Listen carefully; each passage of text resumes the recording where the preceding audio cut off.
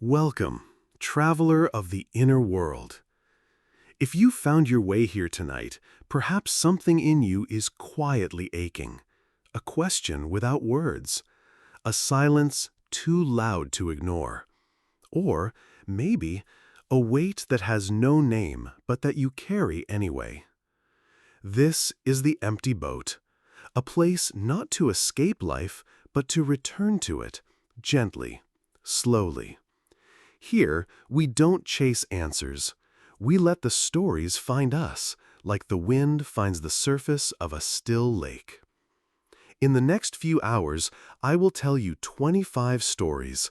Stories whispered beneath moonlight. Stories born from forgotten temples, from quiet alleys of sorrow, from the soft footsteps of those who once hurt and healed. Each tale is a lantern in the mist. Each word a ripple in your stillness. So, breathe, loosen your grip on the day, and step into this slow, sacred current. We begin not with noise, but with noticing. Not with running, but with returning. Let the first story carry you. Story 1. The Soundless Cry. The fog clung low to the earth, like an old blanket that had long forgotten the scent of fire. It had been raining that morning, one of those gentle, stubborn drizzles that doesn't ask for permission but enters every sleeve, every seam, every space between your thoughts. The road to the temple was slick with moss, and the wheels of the bus let out a faint cry as it came to a halt on the gravel. Riko stepped down onto the wet stone. Her shoes, far too polished for a place like this, immediately soaked through. But she didn't flinch. She had come back for the first time in 23 years. And the silence of the village met her like an old bruise. There were no faces she recognized, only doors that remembered her, windows that watched. She walked past the bridge where she and her sister had once fished with makeshift bamboo rods. Past the wooden gate with the red lantern that had always flickered, even when the wind was still. Past the cemetery behind the plum orchard, where names carved in stone had long blurred under time's indifferent hand. The temple stood just as she remembered it, perched slightly crooked against the slope of the hill, its tiled roof bowed like a monk in eternal prayer. The chime of the wind bell at the gate swayed faintly, though there was no wind. Riko paused. Her breath was visible in the cool air. It felt as though the land itself was holding its breath. She had dreamed of this place for weeks, dreamed of her sister's voice, not shrill, not pleading, just quiet, a soundless cry beneath the floorboards of memory, the kind of cry you don't hear but feel, in the spine, in the throat, in the pause between heartbeats. "It's time," the voice had said, "come back." So she had. She bowed slightly at the gate, unsure why. Habit, maybe? Guilt, more likely. The monk who greeted her was small and sinewy, with a face like the bark of an old pine. His eyes, however, were still and young, like clear water that had never forgotten its stillness. "Riko-san," he said, as though her arrival had been noted on the calendar of the universe. "You remember me?" "I remember the storm," he replied, "and the silence after." She didn't ask what he meant. He didn't offer more. "Can I stay?" "One night," he nodded, "enough for remembering." She was given a modest room with paper walls and a single candle. Outside, the rain softened into mist. The bamboo grove behind the temple rustled with secrets. That night, she dreamed again. Her sister stood by the river, combing her hair with the old ivory comb they used to fight over. The water shimmered, but there was no reflection. "You took nothing with you," Riko whispered. Her sister didn't look up. "Everything I carried, I took from you." When Riko awoke, there was no fear, only a hollowness, familiar as bone.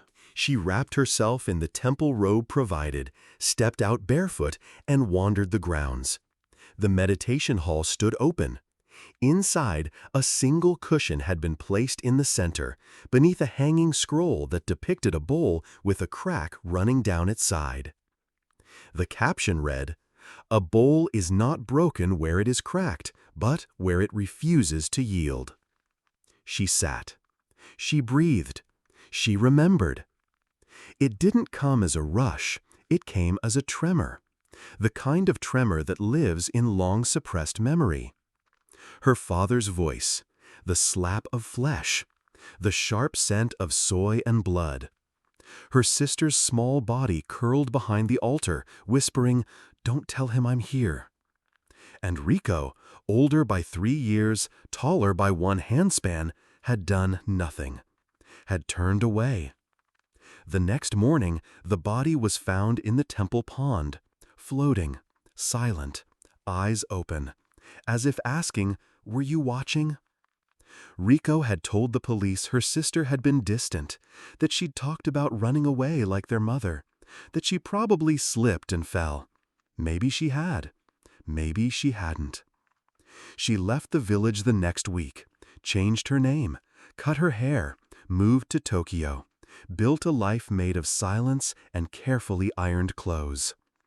But guilt never ages. It stays the same age as the day you buried it. In Zen tradition, there is a tale. A student asked the master, "Why do I still suffer, even after letting go?" The master said, "Because you let go with your hands, not your heart." Rico sat motionless for hours. The world outside brightened, but she remained beneath the soft halo of the candle. The monk entered quietly. He placed something beside her, a comb, old, ivory, hair still tangled in its teeth. "Someone left this many years ago," he said. "We kept it. It waited." Rico's fingers trembled. She did not cry. There were no tears left to shed, only breath. In, out. The comb lay in her palm like a memory finally given permission to be held. She walked to the pond, the same one. She sat by the edge, watching the water ripple from the occasional drop of dew falling from a branch above. She whispered, "I'm sorry." The wind bell rang once, and somewhere inside her, a knot loosened. From a psychological perspective, Rico's trauma was complex, entangled with silence and shame. Survivors of family abuse often internalize blame, not just for what was done, but for what they didn't do. The child who hides becomes the adult who dissociates. The one who freezes becomes the one who flees, again and again. But trauma is not a sealed tomb. It is a door that opens from within. By returning to the place of her deepest guilt, Rico was not seeking punishment. She was seeking integration. In modern therapy, we call it reconsolidation. In Buddhism, we call it returning. There is no redemption in denial, only in presence. She had come back not to erase the past, but to hold it differently. That night, she left the temple. She did not take the comb. She left it by the altar, beside the candle. She did not say goodbye to the monk, only bowed. She did not run. She walked. And with each step, she no longer felt like the older sister who had abandoned someone. She was simply a woman walking into her life. Not healed, not whole, but ready. Tell me, what have you buried so deeply that even your dreams hesitate to disturb it? And if it called to you, not with anger, but with quiet, would you have the courage to sit beside it and listen? There is no sound louder than the one we try not to hear. Tonight, before you sleep, light a candle, close your eyes, and ask gently, what silence lives within me? Then listen, not for an answer, but for the soundless cry. Story 2. Beneath the Mango Tree. There are memories that do not come back as images. They return as smells, or sounds, or the way sunlight filters through a certain kind of tree. For Daiichi, it was the scent of ripe mangoes. Not the kind you buy at polished supermarkets, boxed and labeled premium, but the raw, sticky sweetness of overripe fruit that falls before it is picked. The kind that bruises when it hits the earth, that draws ants in sacred pilgrimage, that sticks to the soles of bare feet. He hadn't smelt that in 32 years. Not since the summer his mother left. Not since the last morning he'd seen her beneath the old mango tree in their backyard, standing barefoot, staring into nothing as fruit dropped around her like gentle warnings from heaven. That was the morning she kissed his forehead and said, "Be kind, even when it's not deserved." He was 7. And then she was gone. No one in the village had spoken her name again. Not his father, whose silence hardened into walls. Not the neighbors, who avoided their house like a cursed shrine. Not Daiichi, who learned to grow up with a void shaped exactly like a woman who smelled of tamarind and jasmine, and whose absence could never be filled with words. He became a man. Not a bad one, just efficient. He studied hard. He worked harder. He built things, systems, companies, skyscrapers, but never relationships. He knew how to manage risk, but not grief. How to calculate profit, but not longing. And then, one winter morning, while reading a legal document in his office overlooking Tokyo Bay, a letter arrived. Handwritten, no return address. One line. "There is a mango tree in bloom.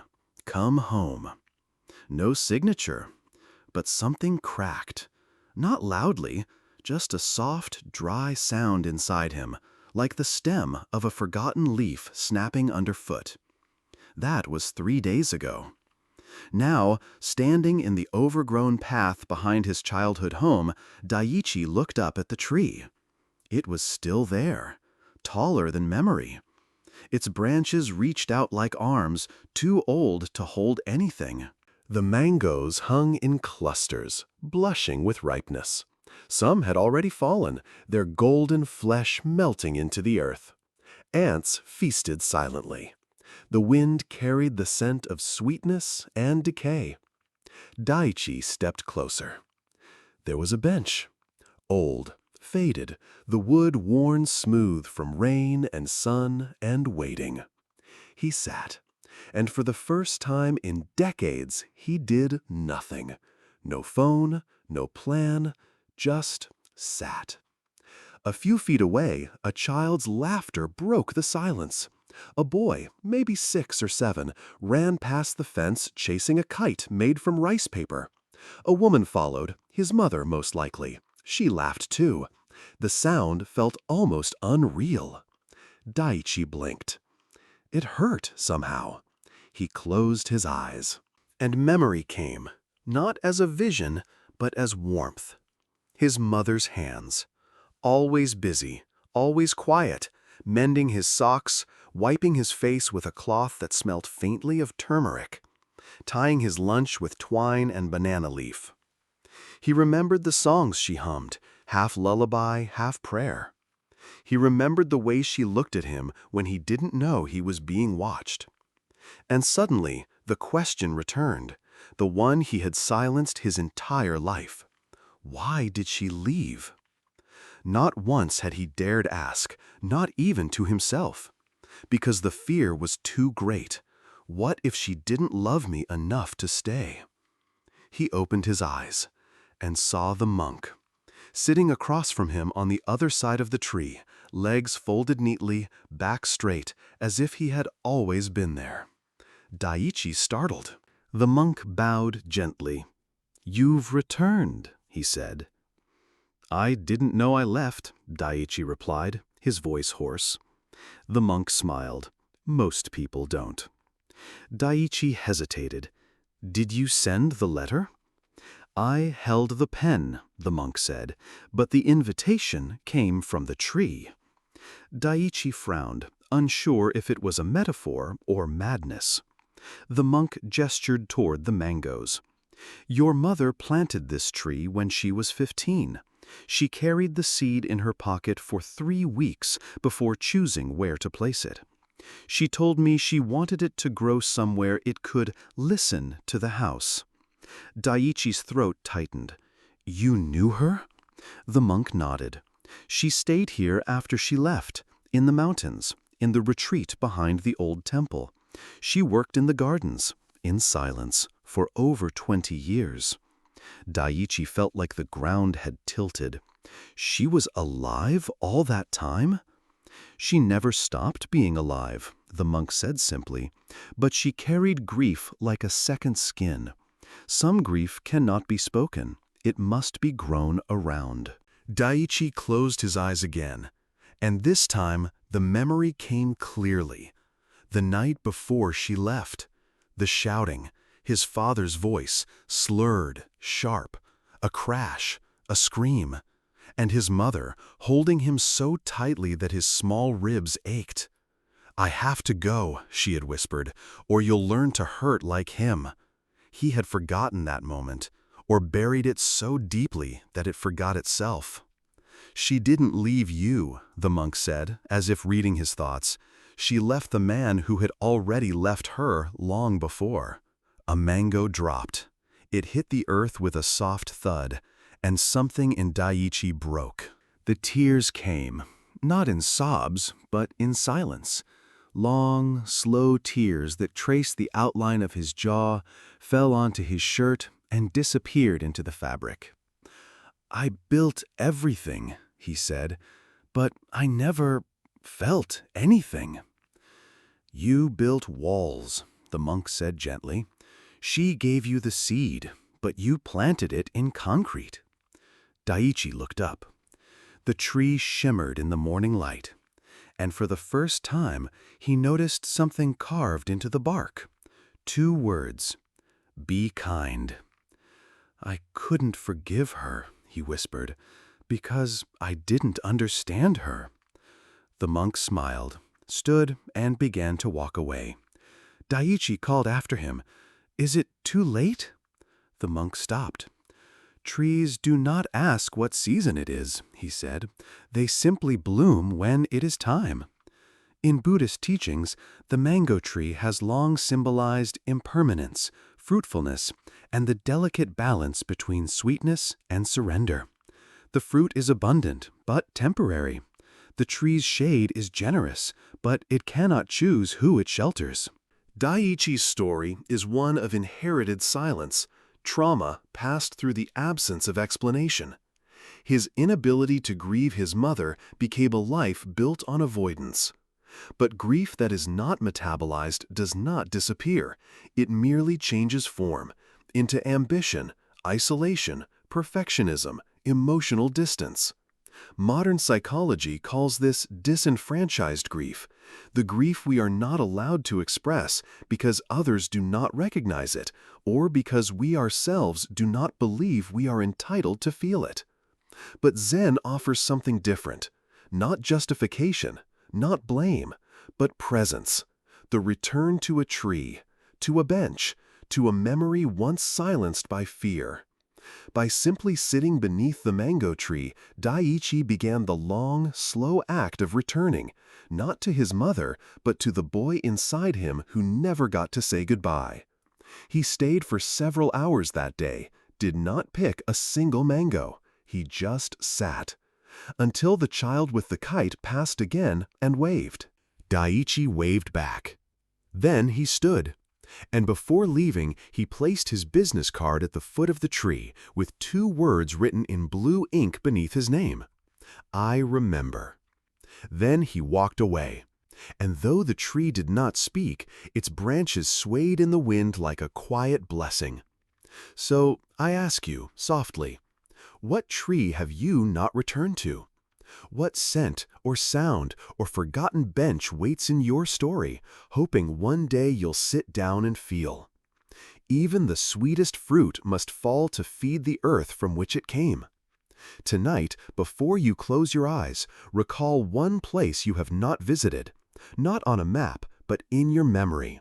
Return to it, not to fix, just to listen.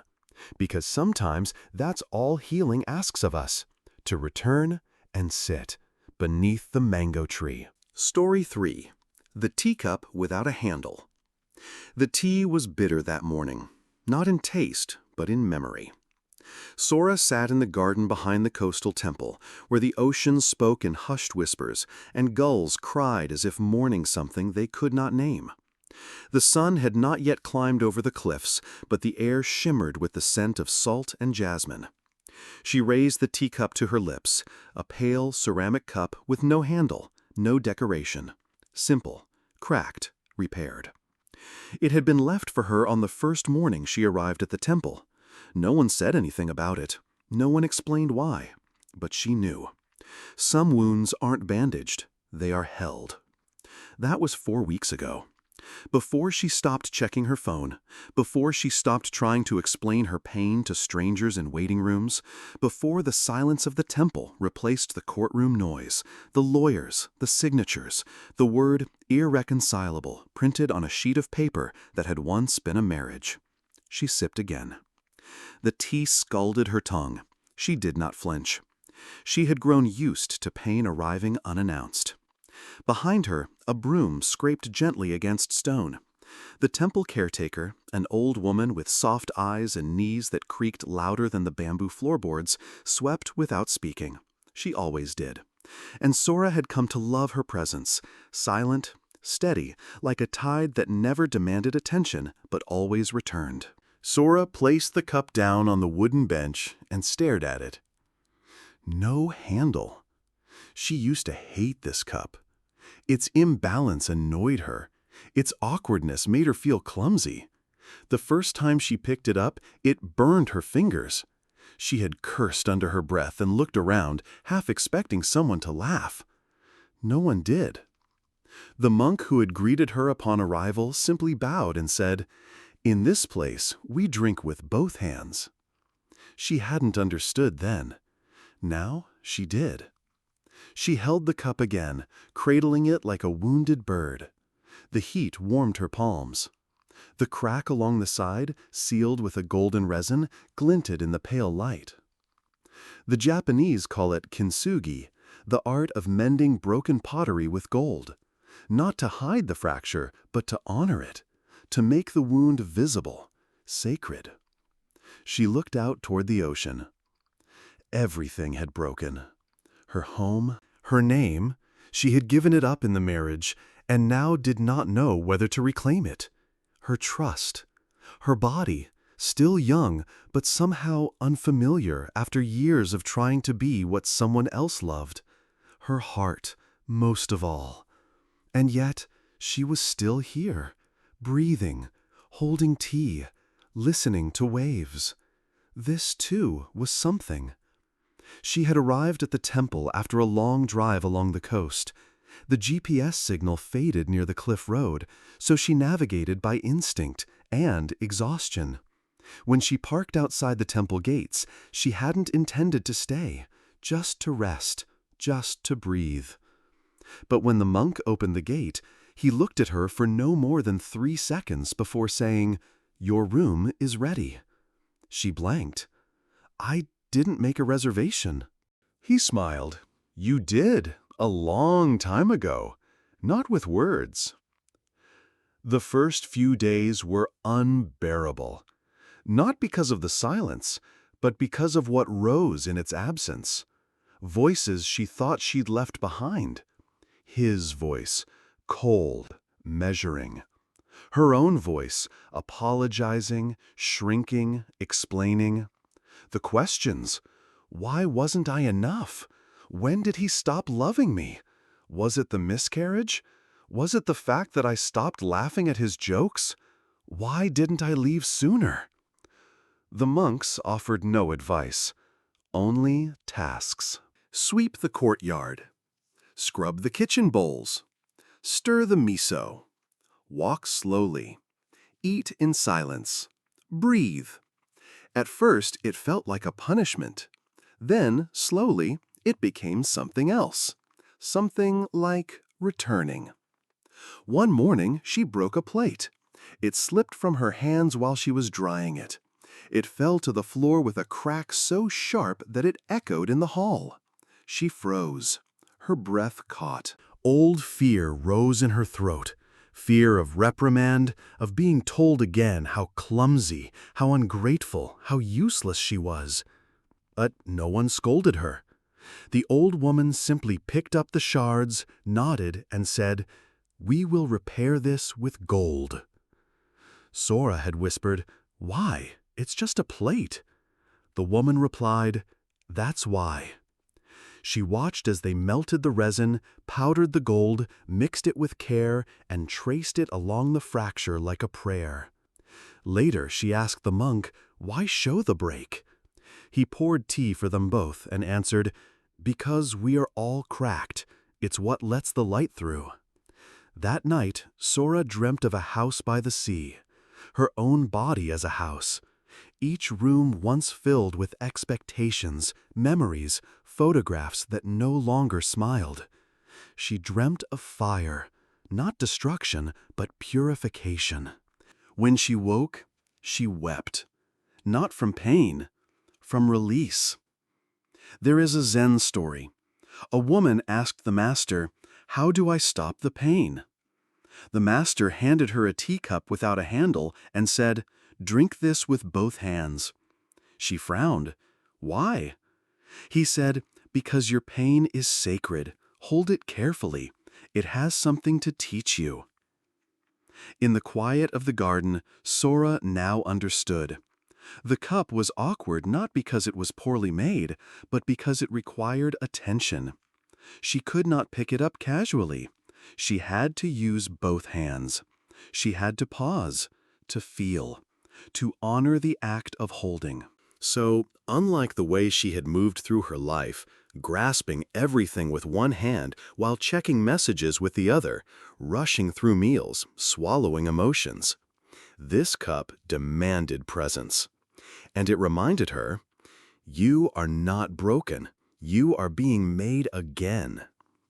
Modern psychology speaks of post-traumatic growth, a process not of bouncing back, but of being transformed by suffering. It is not linear, it is not painless, but it is real. Like gold in a cracked cup, like silence after noise, like healing that begins not in triumph, but in stillness. Sora finished her tea. The sky had turned pale pink, and the waves now sparkled with a quiet joy.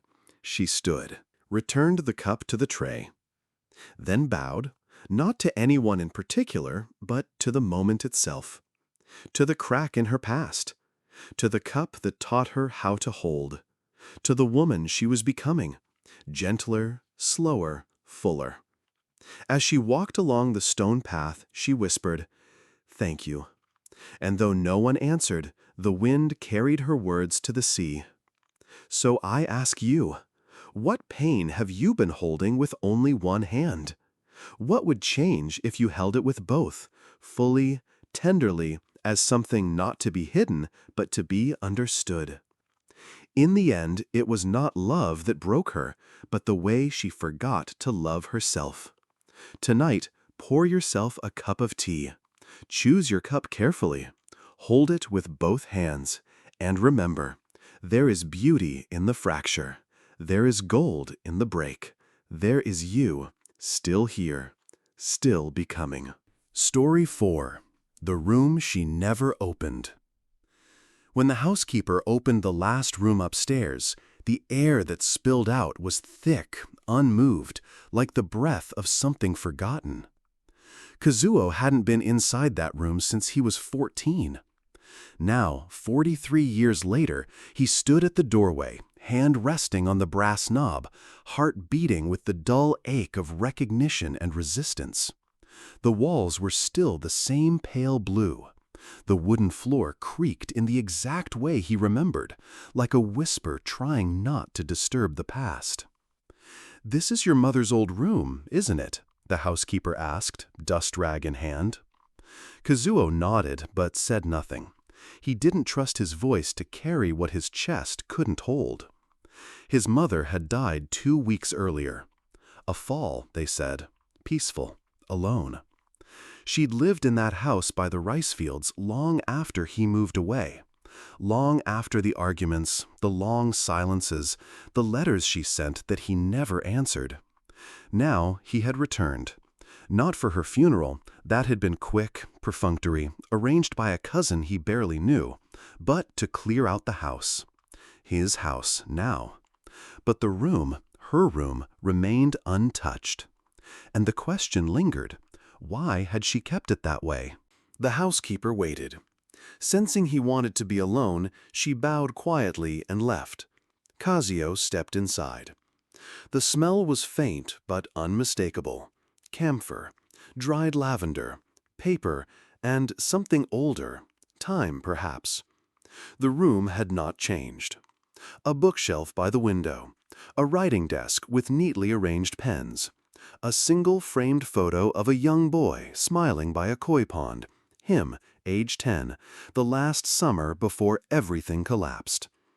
And there, against the far wall, the narrow bed with a quilt his mother had sewn herself. Hexagonal patches of cloth, some faded, some bright, like memories that refuse to be ranked in order of importance. Kazuo sat on the edge of the bed. The springs sighed. And so did he. There was a time when he loved her, before he learned to resent her, before she changed. Or maybe he changed. After his father died, suddenly, heart attack, one winter morning, his mother became a ghost in her own home. She no longer sang while washing rice, no longer kissed his forehead at night. She no longer listened. She watched. She stared out the window for hours. She murmured prayers that sounded more like apologies. He remembered asking her once, "Are you mad at me?" She had looked at him with eyes that were too tired for answers. "No," she said, "I'm just remembering things I can't explain." He had grown angry, then distant. By 17, he had left for the city. At 21, he had stopped returning home altogether. By 30, they no longer spoke. And now, she was gone. He opened the top drawer of her desk. Inside were bundles of letters, none addressed to him. Receipts from grocery stores he no longer recognized. A single origami crane, yellowed by time. And a notebook. Plain cover, worn spine, no title. He opened it. The handwriting was hers, slanted, careful, as if afraid of being misunderstood. March 12th. He looked at me today, really looked, and I felt like I was still someone. April 8th. He slammed the door. He didn't say goodbye. That's how I know I raised a strong one. June 2nd. I cleaned his old room again. I don't know why. Maybe because mothers keep the shape of their children in the air, even after they're gone. August 19th. He didn't write again. I don't blame him. I never told him about the room. Kazuo froze. What room? He read further. September 5th. I still hear the baby crying, the one he doesn't know about, the one I lost before he was born. I never told anyone. That's why I kept the door shut, not for him, for her. A coldness passed through his spine like mist through cracks in old walls. The room? He looked around. This room? He scanned the bookshelf, pulled back the curtain, touched the walls as if they might yield some secret. Then he noticed something. Behind the wardrobe, a faint seam in the paneling, almost invisible. His fingers traced it. A hollow knock. He pushed. A small section of the wall creaked inward, revealing a narrow space, half a closet, half a shrine. Inside was a bundle wrapped in silk. He opened it, slowly, reverently. Inside were 2 tiny shoes, a rattle, and a name written on paper. Aiko. Kazuo knelt.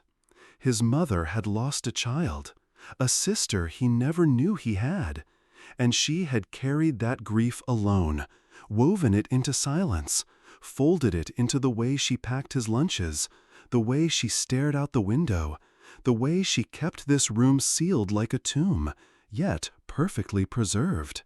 Not for herself, but for remembrance, for love. There is a Zen tale. A student asked the master, "Why do I feel empty even after knowing the truth?" The master poured tea into a cup until it overflowed, then said, "Because truth without compassion cannot be held."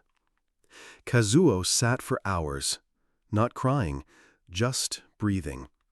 For the first time in his life, he understood her, not as a mother, not as a caretaker, but as a woman who had endured something she could not explain, and who had loved him in a language he never learned to hear. She had not abandoned him. She had protected what she could and mourned what she couldn't. He pressed his hand against the floorboards, as if to say, "I see you now." From a psychological view, Kazuo had experienced what many adult children live through, the confusion of growing up in the presence of unspoken grief. Parents do not always share their traumas, not out of secrecy, but out of an instinct to shield. But what is hidden is still felt. Children often interpret silence as rejection, distance as indifference. Kazuo's anger was born from absence, but absence doesn't always mean a lack of love. It can be the shape love takes when it has no language. Modern therapy would call this a legacy burden, inheriting the emotions we don't understand because they were never named. But Zen sees things differently. Zen says, sit with the silence. Let it open. Not to accuse, but to understand. That night, Kazuo did not sleep in his childhood room. He slept on the floor of his mother's room, beneath the quilt she had sewn with grief in her hands and hope in her thread. He left the door to the secret closet open, not to expose it, but to let it breathe. In the morning, before leaving, he sat at her desk and wrote a letter. To Aiko. It said only this: "I did not know you, but I missed you anyway." He folded it gently and placed it between the tiny shoes. Then he bowed, not to a memory, but to the weight of love unspoken. So I ask you now, what room have you never opened? What silence have you mistaken for absence when it was really grief waiting for permission to be felt? Love does not disappear when it is not spoken. It waits, it lingers in doorways, and sometimes it hides in the quietest room. Tonight, sit with that silence, not to fix it, just to witness it.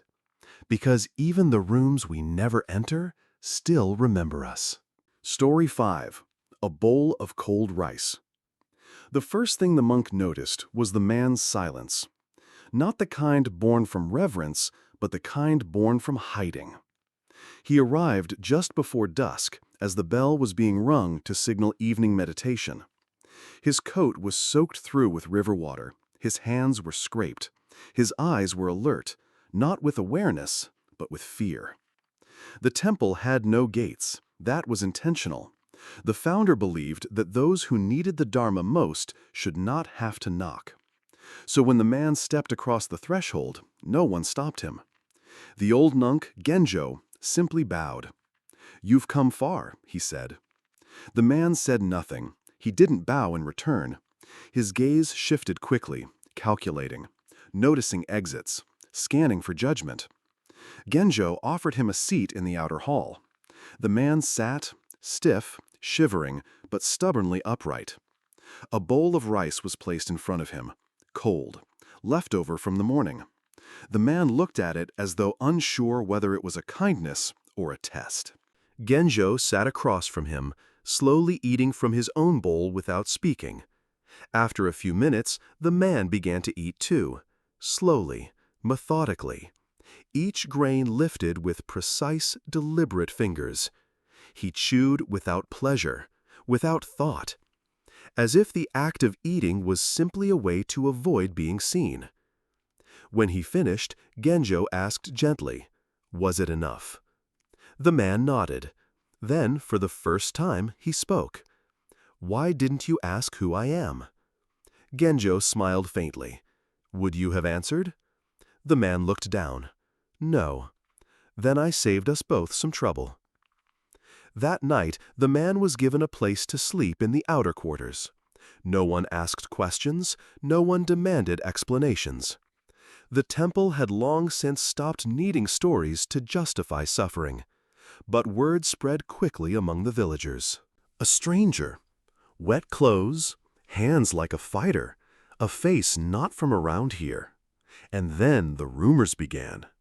Someone remembered a face like his on the morning news, a prison escape, double homicide, knife wounds, a robbery gone wrong. The man's name was Ren, but no one at the temple called him that because he never gave it. They called him the Quiet One. Days passed. He did not leave. He did not speak. He helped with firewood, carried water, cleaned the floor of the zendo with movements as sharp and economical as a soldier. He followed every instruction, except one. He would not sit in meditation. "I can't," he said one day when Genjo invited him. "Can't or won't?" Genjo asked. The man's jaw clenched. "When I close my eyes, I see things." "Then open them," Genjo said. "The Dharma does not mind how you begin." One evening, during kitchen duty, the man burned his hand. He dropped the pot and muttered a curse under his breath. One of the novices scolded him. "You should be more careful. This is a place of mindfulness." Ren looked up, eyes narrowing. "You think mindfulness stops pain?" The novice hesitated. "No, but it makes room for it." Ren's face changed, just slightly. A flicker of recognition, or maybe memory. That night he sat in the zendo. Eyes open, back straight, breath shallow. But he sat. And for the first time, the silence inside him began to move. Weeks passed. The village grew restless. Why was the temple harboring a murderer? Why didn't the monks call the police? Genjo listened patiently, then said, "He has taken refuge here." "But he's dangerous," a farmer shouted. "He has blood on his hands." Genjo nodded. "So did the Buddha. So do we all." The villagers left, unconvinced. But the old monk knew. Fear speaks louder than truth. Late one night, Ren entered Genjo's chamber. He stood for a long moment in the doorway, unsure whether to speak. Then said softly, "I killed 2 men." Genjo did not flinch. Ren continued, "They were gang members. They came for my brother. I was faster." He swallowed. "My brother still died. Not that night, but later. Drugs, guilt." He looked away.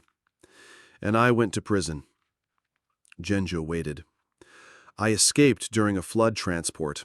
I didn't plan it. The river just pulled me away." A long silence. Then Ren added, almost in a whisper, "I didn't mean to live." Genjo nodded, then said, "And yet, here you are." Ren dropped his gaze. "I don't know what I'm doing here." "You're eating rice," Genjo said gently. Ren looked up, confused. Genjo smiled, "One bowl at a time." There is a Zen story. A student asked the master, "How do I forgive myself?" The master handed him a bowl of cold rice and said, "Eat." The student frowned. "Is that the answer?" The master said, "Forgiveness is not a ceremony. It is a practice. Begin with hunger, end with gratitude." One morning, Ren stood by the kitchen stove, ladling rice into bowls. It was a cloudy day. Rain whispered against the windows. A knock came at the door. Police. They had traced him. The monks did not interfere. They stepped aside. Ren didn't run. He stood in silence, hands calm, posture straight.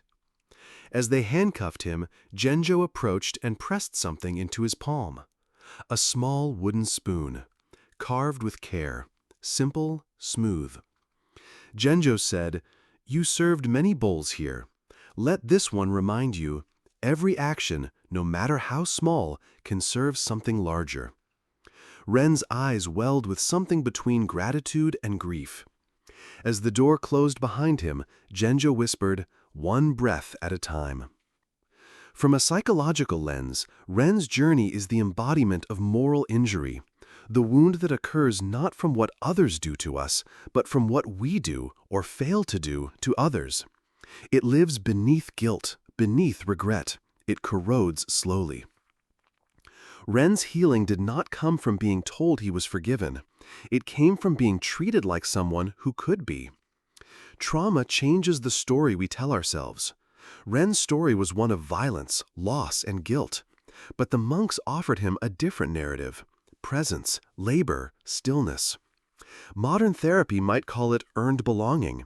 Zen calls it returning to the moment before the story. Months later, a letter arrived at the temple. No signature. No return address. Only a single page, neatly folded. It read, "The food here is warm, but I miss the cold rice. It taught me that even what is left over can feed the heart. Thank you. So I ask you, what cold bowl have you turned away from? What action, what mistake, what memory have you declared too broken to be held? Sit with it tonight, not to punish yourself, but to witness it. Let it be cold, let it be humble. Then lift it with both hands and eat. Because healing begins not in glory, but in the quiet return to what we thought had no worth.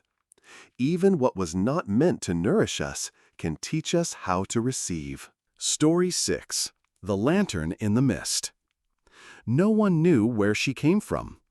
The girl arrived at the monastery gate just before dawn, when the mist clung low across the mountain path like a forgotten breath. Her steps were soundless, her face pale, as if carved from the last light of moon. She carried nothing, no bag, no shoes, not even a name she was willing to offer.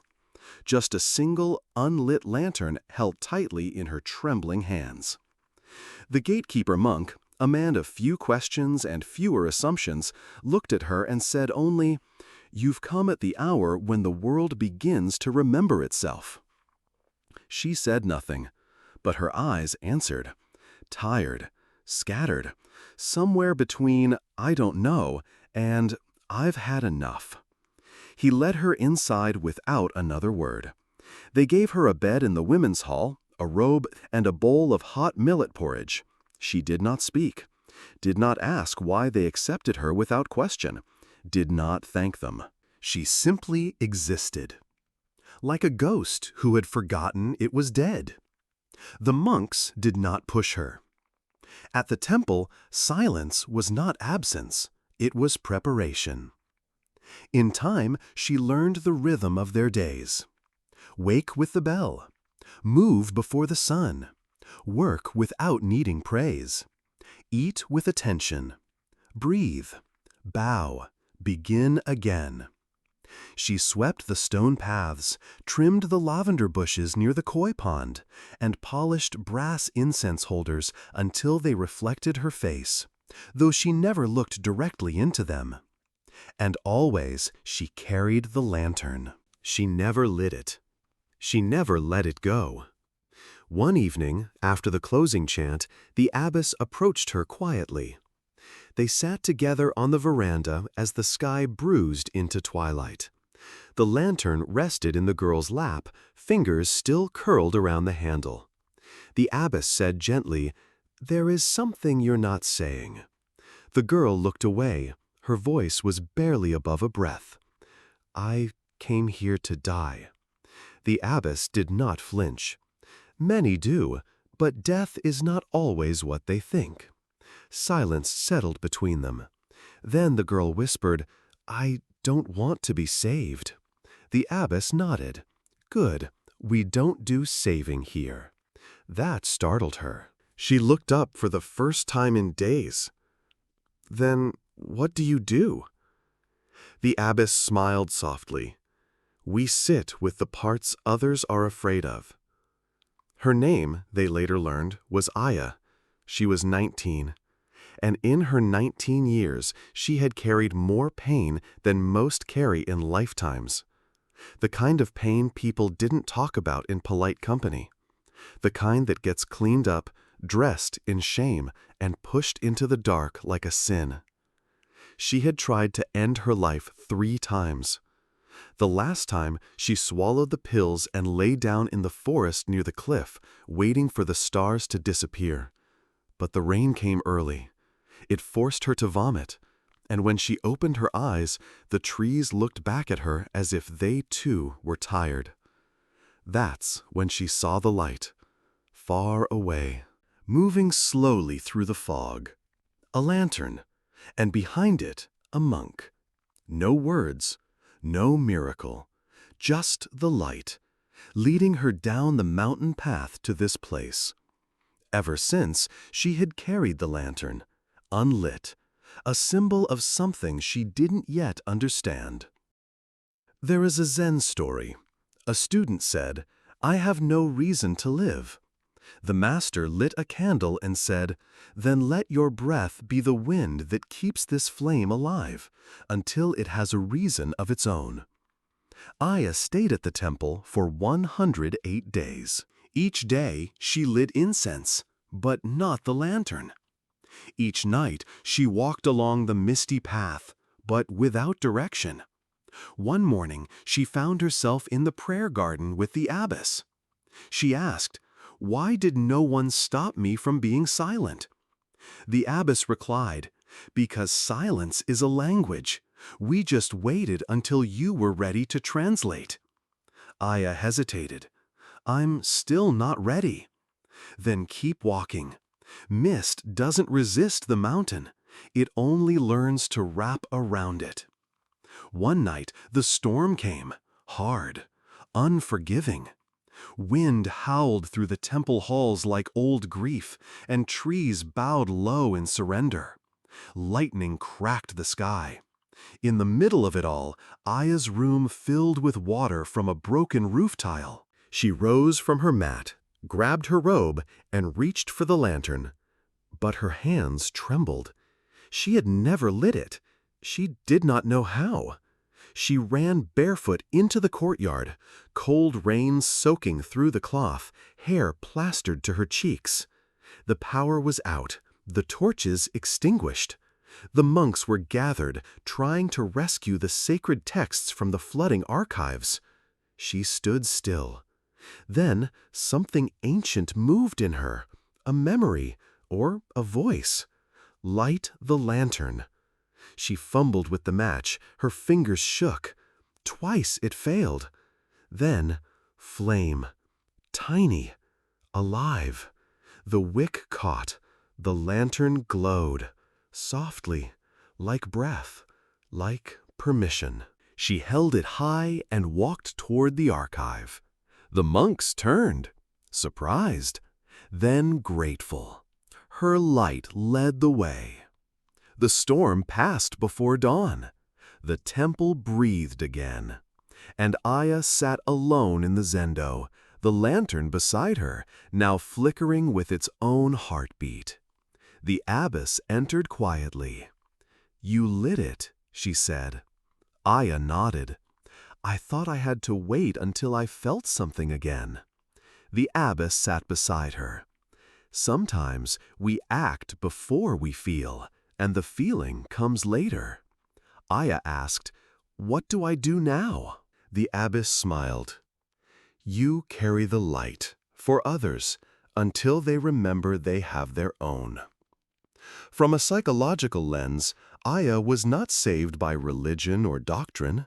She was met by presence, accepted without demand, seen without analysis. This is what trauma needs, not fixing, but witnessing. She had carried a symbol of her pain in silence. The unlit lantern was her depression, her fear, her numbness. But healing often begins with the smallest action, not meaning, not understanding, just lighting the wick. Modern therapy might call this activation. Zen calls it the return to suchness. Not who you were, not who you should be, just who you are in this breath. Months later, Aya became a temple attendant. She did not become a nun. She did not renounce the world. She simply chose to stay. One evening, she walked the mountain path with a new arrival. Another girl, pale and quiet, eyes heavy with an old ache. Aya handed her the lantern. "Unlit? Here," she said. "You carry it for now." The girl looked confused. "But it's not on." Aya smiled. "Neither was I. So I ask you, what lantern have you refused to light? What part of you waits quietly in the fog, wondering if it still has permission to glow? Sit with that part. Hold it. Don't rush. Mist takes time to lift. But beneath it, the mountain waits, and the light is always yours to carry. In the deepest fog, even the smallest flame knows its way home. Story 7. The Bell Without Sound. The village bell had not rung in decades.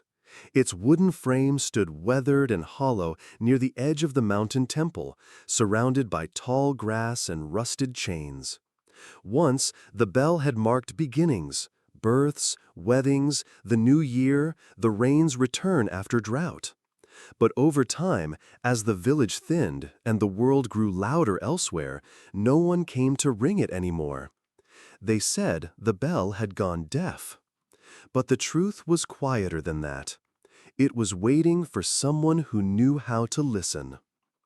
That someone came in the form of a man named Shoji. Shoji was not a monk. He was a blacksmith. Or he used to be. Before the accident, before the silence, before the ringing in his ears never stopped.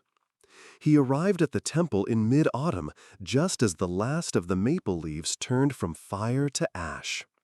The head monk found him in the courtyard, gazing at the old bell like a man remembering a language he could no longer speak. Shoji's eyes were dark, but not dull. He bowed low, then handed the monk a small note. It was written in careful, angular script. "I do not hear any more, but I would like to work." The monk read the words, then looked up at Shoji's face. He smiled and pointed toward the tool shed. "You will find the broom and rake there. Every sound begins with silence." Shoji had lost his hearing 2 winters ago in a forge explosion that shattered iron and eardrum alike. One moment he was shaping a ceremonial bell for a temple in Osaka. The next, he was covered in soot and blood, staring at a world that had gone utterly quiet. Doctors called it total sensory neural hearing loss. Friends called it fate. His wife called it too much to bear. She left, and the forge stayed dark. Shoji had wandered since then, searching not for sound, but for something that might grow in the quiet that followed it. At the temple, he never asked for pity, only purpose. He rose before dawn, swept the garden paths with reverence, helped in the kitchen, and rebuilt broken chairs with a precision that stunned the novices. But always, when alone, he returned to the bell. He would place his hand on its cold, corroded surface, then close his eyes, and listen, not with his ears, but with his bones. One afternoon, the head monk joined him there. He watched Shoji run his fingers along the edge of the bell, feeling for something unspoken. The monk tapped his shoulder gently. Shoji turned. The monk asked, slowly and clearly, letting his lips shape the words for Shoji to read. "Why this bell?" Shoji pointed to his chest, then mouthed one word. "Echo." The monk tilted his head. "You wish to hear it again?" Shoji shook his head. "I wish to remember it." The monk nodded, then said, "Then you must help it speak again, not with sound, but with presence." The bell was too damaged to ring. Its interior was cracked from frost and neglect. The striker had long since rotted. Its frame leaned slightly to one side, like an old man no longer sure of his balance. Shoji spent the next weeks repairing it, not to make it functional, but to make it whole. He rebuilt the frame with cedar and brass, polished the surface with river stones, lined the cracks with powdered jade mixed in resin, the same technique once used to mend shattered statues of Kannon, the goddess of compassion. He did not try to force a tone from it. He simply sat with it, worked with it, waited. There is a Zen story. A student asked the master, "What is the sound of enlightenment?" The master closed his eyes and said, "The sound before the bell rings."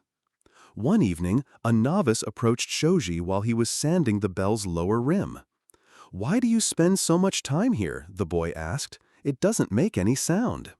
Shoji smiled, took the boy's hand, and placed it gently on the bell's side.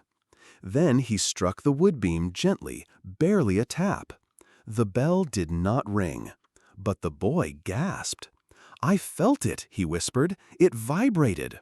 Shoji nodded, then pointed to his chest again. "Some sounds," he mouthed, "are not heard with the ears." The boy blinked, then bowed. Shoji began making small instruments from wood and metal scraps, not for noise, but for resonance. He made chimes with no clappers, drums with no skins, tools that invited touch, not sound. He taught the children how to feel music through their feet, how to sense rhythm in the breath of a windless day. He was no longer the deaf blacksmith. He was the bell keeper. From a psychological view, Shoji's healing did not come from regaining what he lost. It came from transforming his relationship to it. He did not try to fight the silence nor escape it. He shaped it, like metal in a forge. His trauma became art. His loss became communion. Modern therapy might call this post-traumatic growth or somatic reintegration. But in Zen, it is known as transcending duality, not labeling silence as bad or sound as good, simply returning to suchness. The world as it is, without judgment, only presence. One spring morning, a girl arrived at the temple. She was mute. Her voice, taken by illness at birth, had never formed words. But when Shoji handed her a small hollow sphere he'd crafted from cherry wood, her eyes lit up. She shook it. It made no sound, but she smiled and then hugged him. Shoji bowed, and for the first time in a long while he cried, not from grief, but from recognition. On the anniversary of the bell's restoration, the monks gathered in the courtyard. They invited Shoji to lead the ceremony. He stepped forward slowly, the mountain wind rustling his sleeves. He placed both hands on the bell, then closed his eyes. No one moved. No one spoke. He lifted the wooden beam, struck the bell once, softly. It made no sound, but everyone felt it. The air shifted. The birds paused. The mountain listened. And in that listening was the bell. So I ask you softly, what part of your life have you silenced, not because it lost its voice, but because you forgot how to feel its echo? Sit with that silence. Touch it gently. Let it teach you that not all healing is loud. Some healing is a bell without sound, still ringing inside you. True sound does not pass through the ears. It moves through the soul. Story 8. The Fisherman's Net. The village of Kwanlai was small, almost forgotten by time. The river there didn't rush. It meandered, like an old man with no destination. Every morning, the mist would rise from the water's surface, curling like incense in a shrine, and disappear as quietly as it came. In this quiet village lived an old fisherman named Bao. He was not known for his words, but for his silence. Children said he could speak to the river. Adults said he had once lost someone he loved too much to speak of. But Bao never corrected them. Instead, he cast his nets at dawn, pulled them in by noon, and returned home before sunset, alone, always. He lived in a humble hut just beyond the banana grove, surrounded by nothing but wind and his thoughts. No family visited, no friends stayed long. Yet Bao was never bitter. He would smile gently at the villagers, nod at dogs passing by, and even leave small offerings at the village temple: dried fish, a few coins, a folded note no one dared open. One winter, the river changed. The water, usually clear and slow, began to surge. It spat out fish with red scales, dead and stiff, and carried strange debris from upstream. The villagers grew uneasy. Some said the river spirit was angry. Others whispered about a dam being built far away. But Bao, he only listened. Then he went fishing as always, his net cutting through water that no longer welcomed him. Day after day, his net came up empty. Bao didn't panic. He didn't shout at the heavens or curse the government. He simply walked home, his net dripping, and sat by his small fire. But those who watched him closely saw something shift. The smile remained, but it became thinner, like worn silk. His silence deepened, not in peace, but in resignation. Then one morning, he disappeared. His boat was gone. His hut stood undisturbed. Only his old net remained, folded neatly, resting on a stone. On it lay a single fish, still breathing, its gills fluttering like prayer flags. No one understood what it meant. Some took it as a sign he'd been taken by the river gods. Others said he had gone to find a new river. A week later, a letter arrived. It was written in Bao's careful, shaking hand and addressed to the village elder. It read, "Do not search for me. I have gone to find the source, not of fish, but of suffering." The elder read the note aloud to the village, then burned it in incense. No one said a word, but many felt something stir in them, like a forgotten sadness waking. Weeks passed, then months. Then one dawn, Bao returned. His hair was thinner, skin darker, and his boat carried no fish, but scrolls, baskets of herbs, and stones shaped like animals. When he stepped onto the riverbank, the children ran to him. They asked, "Did you find the source?" Bao smiled, truly this time, and said, "Yes." He opened a scroll. It was blank. "Then what did you learn?" the elder asked, stepping forward. Bao knelt. He reached into his robe and pulled out a net, different from the one he'd used. This one was woven not from rope, but thread so fine it shimmered in sunlight. "I met a monk who lives in the shadow of Mount Ki," Bao said. "He taught me about the net of illusion, that we cast nets into the world thinking we will pull out meaning. We struggle, hoping to catch happiness, love, or answers. But the more tightly we weave our net, the less water it lets through. And we forget, the river gives, but only to empty hands." Story 6. The Lantern in the Mist. No one knew where she came from. The girl arrived at the monastery gate just before dawn, when the mist clung low across the mountain path like a forgotten breath. Her steps were soundless, her face pale, as if carved from the last light of moon. She carried nothing, no bag, no shoes, not even a name she was willing to offer. Just a single, unlit lantern held tightly in her trembling hands. The gatekeeper monk, a man of few questions and fewer assumptions, looked at her and said only, "You've come at the hour when the world begins to remember itself." She said nothing, but her eyes answered, tired, scattered, somewhere between "I don't know" and "I've had enough." He led her inside without another word. They gave her a bed in the women's hall, a robe, and a bowl of hot millet porridge. She did not speak, did not ask why they accepted her without question, did not thank them. Philosophical reflection. The fisherman's journey is not about fish. It is about the deep longing to understand life's rhythms and the pain that arises when they no longer match our expectations. When Bao found no fish, he confronted a mirror. His suffering came not from hunger, but from grasping, from casting a net of expectation into a river that could not obey. We too carry such nets, woven from identity, fear, and the desperate need for control. But these nets, though intended to hold what we value, often prevent us from experiencing the flow of life. To live wisely is to weave a net that does not entangle, but reveals. Psychological reflection.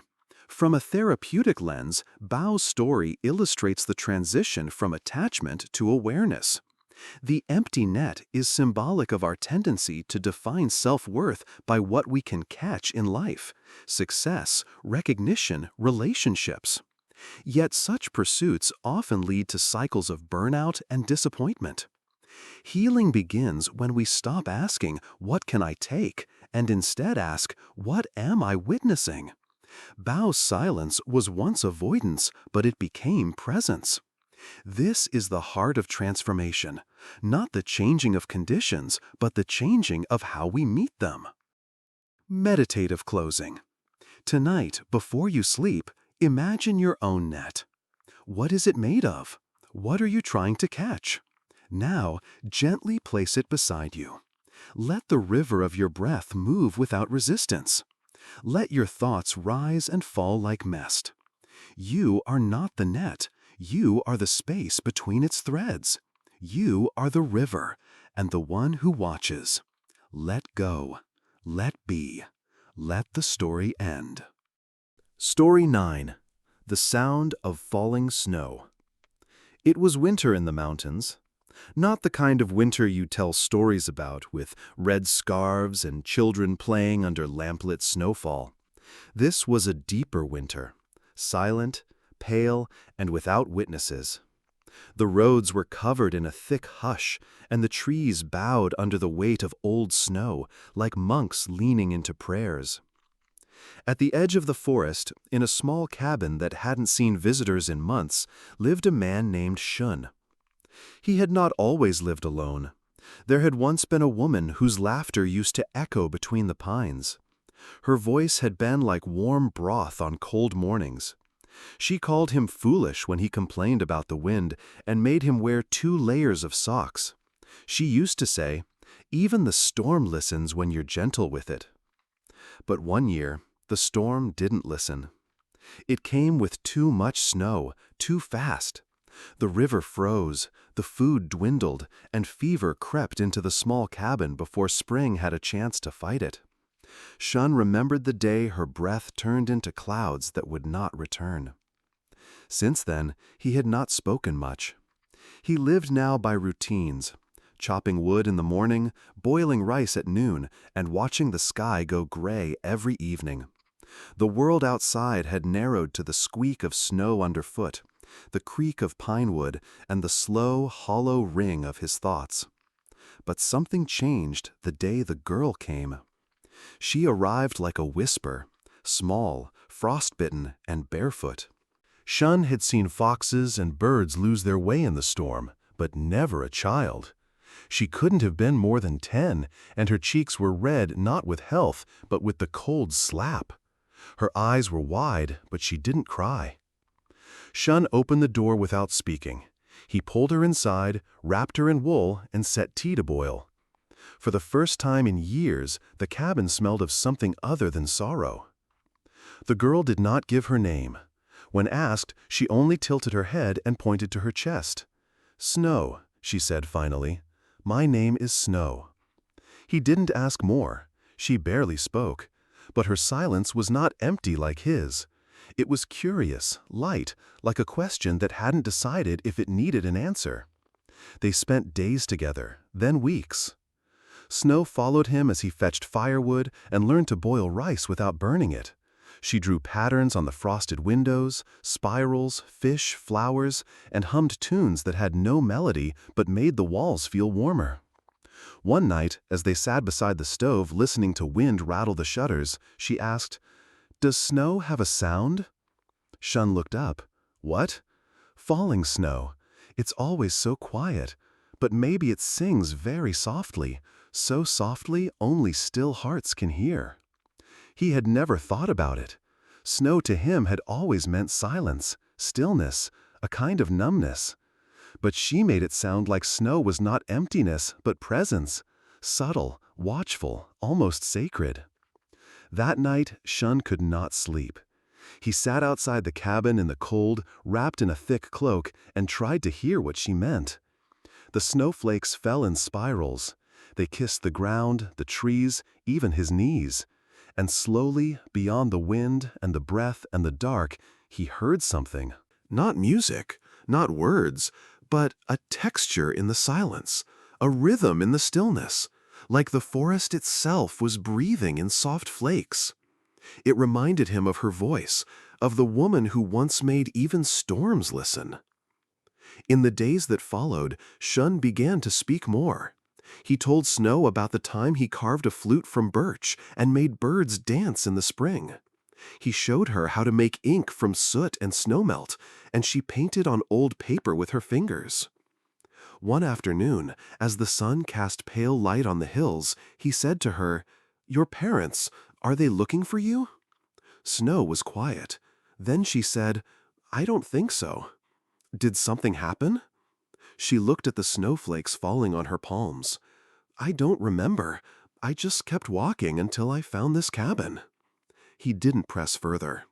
He had once asked life too many questions and found only coldness in reply. But Snow, like her name, needed no explanation. She was simply here, and that was enough. That winter stretched longer than most. The snow piled higher, the wind howled louder. But inside the cabin, Shun's world thawed. Until one morning, she was gone. No note, no footprints, no sign. The door was shut, the fire had burned low. Her cup still sat on the table. Shun searched the woods. He called, he waited. Days passed, then weeks. It was as if she had been a dream. He might have doubted her presence if not for the drawings still on the walls. A fox curled in snow, a mountain laughing, a cabin with a smiling man and a girl dancing beside the stove. But most of all, it was the sound. Ever since she left, Shun could hear the snow. It was soft, yes, but it was there, falling, landing, resting, like tiny fingers brushing the earth, like old voices returning through silence. That sound, he realized, had always been there, but he had been too full of noise to listen. And now he listened. That spring, when the snow melted, Shun walked down the mountain for the first time in years. He brought nothing but his coat and the memory of snow. He settled in a small village at the base, where children ran barefoot and elders sat under plum trees. People asked him where he had been all this time. "In the snow," he said. He started telling stories, first to one child, then to many. Stories about silence, about stillness, about how even pain softens when you let it fall like snow. He taught them how to draw birds from breath, how to sit without speaking, how to hear the world hum when you stop trying to command it. Years passed. His beard grew white. His hands curled like the old pine branches he once chopped. And then, one quiet evening, a young woman visited the village. She was traveling through, they said, looking for a monk who once lived in a cabin with a girl. They pointed her to Shun. He looked at her long. Her eyes were the same, wide, still, listening. "Do you remember me?" she asked. He smiled. "You never really left." They sat by the river and watched the snow begin to fall again, light, invisible almost, and neither spoke. There was no need. The sound of falling snow said everything. Reflection. We often think of silence as absence, of noise, of life, of connection. But in Zen, silence is presence without demand. It is the sound of truth beneath illusion, the breath between thoughts. Just as falling snow softens the world without needing to speak, wisdom often arrives not with thunder, but with stillness. When we are finally quiet enough to listen, we realize life has been speaking to us all along. Meditative closing. Tonight, close your eyes and ask yourself, can you hear what you've been ignoring? Can you let silence teach you something louder than words? Let the snow fall inside your mind. Breathe in, breathe out. The sound is there. Just listen. Story 10. The Bamboo Shadow. The rain had just stopped. Outside the tiny hermit's hut nestled on the slopes of Mount Asano, drops of water still clung to the slender leaves of bamboo. The clouds had broken apart like torn cloth, allowing the waning sun to slip through in long golden beams. There was no wind, only silence, a silence so thick that even the birds dared not disturb it. Inside the hut, a monk named Tetsu sat quietly, holding a teacup that had long gone cold. He had once been the abbot of a great monastery in Kyoto. Crowds would gather when he lectured, seeking enlightenment in his every word. His disciples revered him, bowing even when he coughed. But one day, after 35 years of teaching, Tetsu simply stood during morning meditation and walked out. He left without farewell, without explanation. Only silence followed him. He now lived in a hut made from driftwood and stone, with no roof but the sky in summer, and no fire but his breath in winter. Those who came looking for him were often turned away. Others, sensing something sacred, merely bowed from afar and left an offering, a scroll, a fruit, or sometimes only their tears. On this particular day, the visitor did not bring fruit or scrolls. She brought a wound. Her name was Emmy.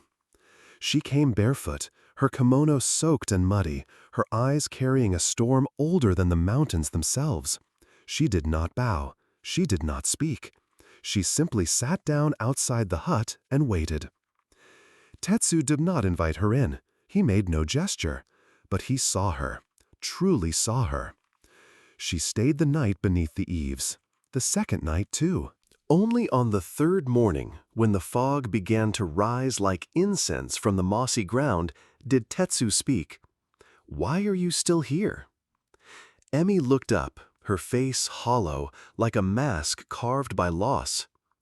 "I lost everything," she said, "and the only thing that remains is this ache that doesn't end. I heard you once said, 'When all is gone, peace begins.' I came to ask if it's true." Tetsu set down his cup. He did not nod. He did not smile. He merely said, "Come, walk with me." They walked in silence through a narrow trail where the bamboo grew so dense the light bent and twisted like a ghost trying to escape. Their feet made no sound on the wet earth. "Tell me," said Tetsu, "what did you lose?" "My child," said Emmy. A pause. Then, "My husband." Then, softer, "Myself." Tetsu kept walking, stopping only when they reached a clearing where the bamboo grew in a perfect circle. In the center stood a stone basin filled with rainwater. Tetsu pointed at the basin. "Look." Emmy leaned over. Story 10. The Bamboo Shadow. The rain had just stopped. Outside the tiny hermit's hut nestled on the slopes of Mount Asano, drops of water still clung to the slender leaves of bamboo. The clouds had broken apart like torn cloth, allowing the waning sun to slip through in long golden beams. There was no wind, only silence, a silence so thick that even the birds dared not disturb it. Inside the hut, a monk named Tetsu sat quietly, holding a teacup that had long gone cold. He had once been the abbot of a great monastery in Kyoto. Crowds would gather when he lectured, seeking enlightenment in his every word. His disciples revered him, bowing even when he coughed. But one day, after 35 years of teaching, Tetsu simply stood during morning meditation and walked out. He left without farewell, without explanation. Only silence followed him. He now lived in a hut made from driftwood and stone, with no roof but the sky in summer, and no fire but his breath in winter. Those who came looking for him were often turned away.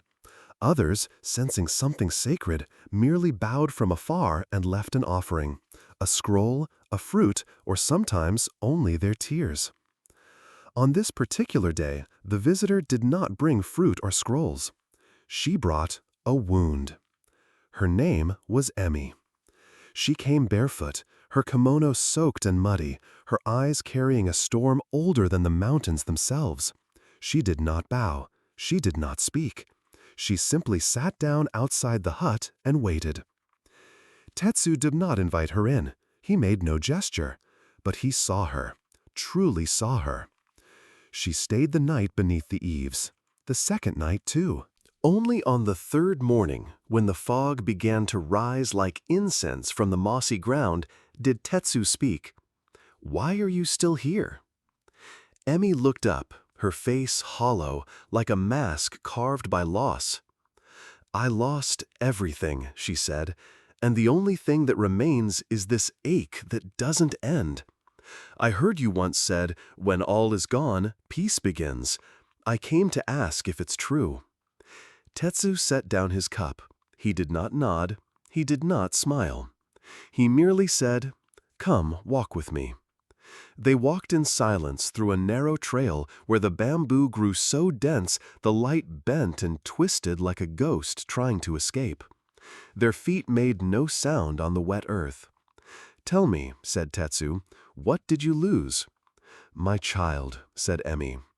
A pause. Then, "My husband." Then, softer, "Myself."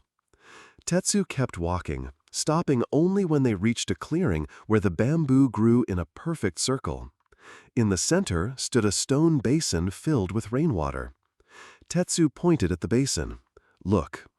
Emmy leaned over. She saw the water. And in the water, her reflection, pale, trembling, the eyes not her own. Then she saw something else. A bamboo shadow. It fell across her face, breaking her reflection into ripples. "What do you see?" asked Tetsu. "My face," she replied, unsure. "No," he said, "you see a shadow." She turned to him, confused. He knelt and dipped a hand into the basin, disturbing the image completely. "Is it your face or the shadow's?" he asked. "I don't know." "Neither do I, and that is why I'm free." Emmy stared at the water, now swirling with broken light. "You say you lost your child," said Tetsu. "Then you must have loved deeply." "I did."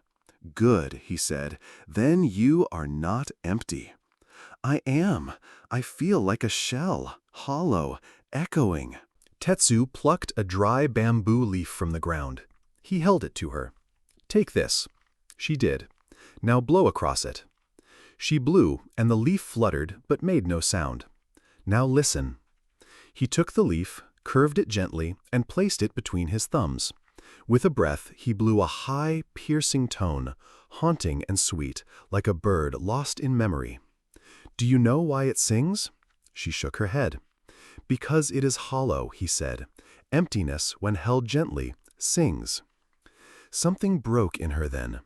Tears came, not of despair, but of release. Like a dam that remembered how to crumble. Tetsu waited.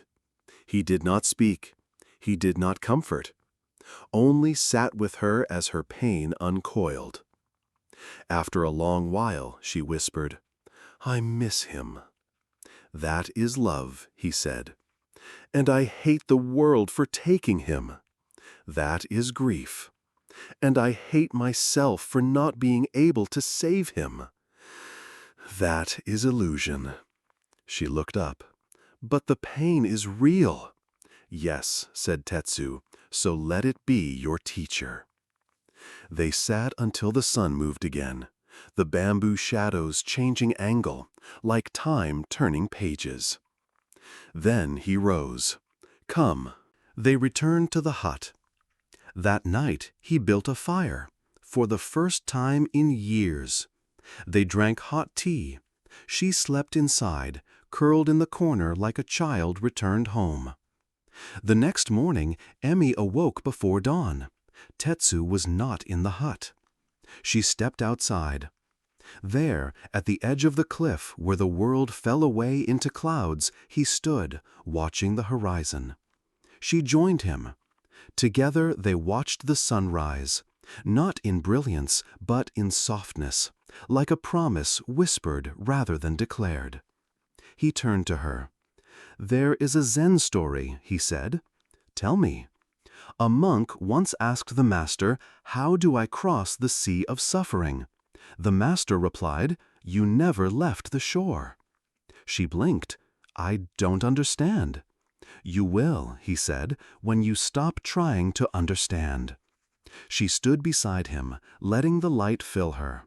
For the first time in months, she breathed all the way in, and then all the way out. And in the space between breath, she felt it. The ache still there, but also a song. Story 11. The Feather That Never Fell. In the quiet village of Ueno, nestled at the edge of a misty forest, lived a weaver named Renji. His house was small, but his hands wove silk so fine that it shimmered like water under moonlight. People from distant towns would come to purchase his fabric, not just for its beauty, but because it carried something more. Peace, they said, a hush in the soul. Renji never married, never spoke of family, and rarely left his house. Children would whisper that he spoke to birds, that he could hear trees, that even the wind bowed to him. But those were stories. What was true was this. Every morning before sunrise, Renji sat beneath a pine tree at the edge of the forest, in complete stillness, watching the sky turn from coal to gold. One autumn morning, while the world was still wrapped in dew, Renji found a feather. It was lying on the stone steps of his house, pure white, soft, longer than any bird he knew. Not even the swans by the distant lake had feathers so light. He picked it up gently and felt a small chill, like the brush of a memory. He placed the feather on a shelf in his home and returned to his weaving. But that night he couldn't sleep. The image of the feather stirred something in him, something ancient and wordless. Over the next few weeks, the same feather appeared again and again. No matter where he left it, by the hearth, under his pillow, tucked inside a drawer, it would vanish and reappear on the same step outside his house the next morning. He showed it to no one, but slowly Renji began to change. He stopped weaving. He stopped going to the pine tree. Instead, he began walking into the forest, through winding trails, past known borders. One day, an old woman in the village saw him in the market and whispered to a neighbor, "His eyes are no longer looking outward. He's searching for something he lost." She was right, but Renji didn't know what. One day, he climbed high into the hills, following a breeze that felt like a voice calling him. As he walked, he found a shrine, half covered in moss, with a broken offering bowl and a statue of Kannon, the bodhisattva of compassion, whose eyes seemed closed in sorrow. Renji knelt, not to pray, but to listen. And in that silence, a memory returned. A memory he had buried beneath decades of weaving and routine. He had once had a sister, a small girl with a laugh that made flowers bloom. She had loved birds, and every spring they would run into the meadows, chasing sparrows and painting feathers onto kites made of bamboo and cloth. One spring there was a storm. The river rose. She slipped. He was a few steps ahead and heard no cry. When he turned, she was gone. He searched for 3 days, but they only found her sandal by the riverbank. He had never spoken of her since, had folded her into silence. And now the feather. Now the silence breaking. He wept, not loudly, not with despair, but with the quiet of a man realizing that grief, when locked away, does not die. It waits. That night, Renji slept beneath the stars, with the feather beside him. And he dreamed. In the dream, he was a child again, sitting by the river. His sister stood beside him, holding a kite made of white feathers. She turned to him and said, "You've carried my fall long enough. It's time to let it fly." When he awoke, the feather was gone. And a single feather, so similar yet different, was drifting down from the sky, not to the ground, but toward the shrine. He followed. The feather hovered in front of the statue, then gently touched its base and vanished. And Renji understood. This was not a haunting. This was a returning. He began to speak again, first to himself, then to others. He told stories, not just of weaving, but of sorrow, of silence, of love that becomes air when lost. The villagers came not just for his cloth, but for his presence. He resumed weaving, but differently. Each thread carried more than color. It carried remembrance. He named one design River's Whisper, another Feather in the Wind, and one, the most delicate of all, he called Forgiveness. A monk once visited and asked, "What do you forgive in your weaving?" Renji smiled. "That I could not save her, and that I tried to forget her." The monk bowed. Years later, as Renji lay dying, he asked to be taken to the pine tree one last time. The villagers carried him there. The wind was soft. The sky was turning gold. He looked upward, waiting for the feather to fall again. It didn't. Instead, the branches swayed gently, as if waving farewell. And on his lips was not sorrow, but peace. Zen Parable, The Monk and the Feather. A young monk asked his teacher, "How do I let go of the pain I've carried for so long?" The teacher handed him a feather. "Hold this tight and walk against the wind." After some time, the monk returned, panting, "The wind tore it from my grip." The teacher nodded. Some things are not meant to be held, only witnessed as they leave. Philosophical reflection. Renji's story reveals an essential Zen truth. What we do not face in silence will echo in our lives until we do. A feather, light, delicate, becomes the symbol of a loss he had hidden away. It returned not to torment, but to remind. In Zen, remembrance is not about clinging to the past. It is about welcoming the pain, honoring it, then allowing it to dissolve like fog before the sun. The feather never fell again because Renji no longer needed it. He had carried the lesson within.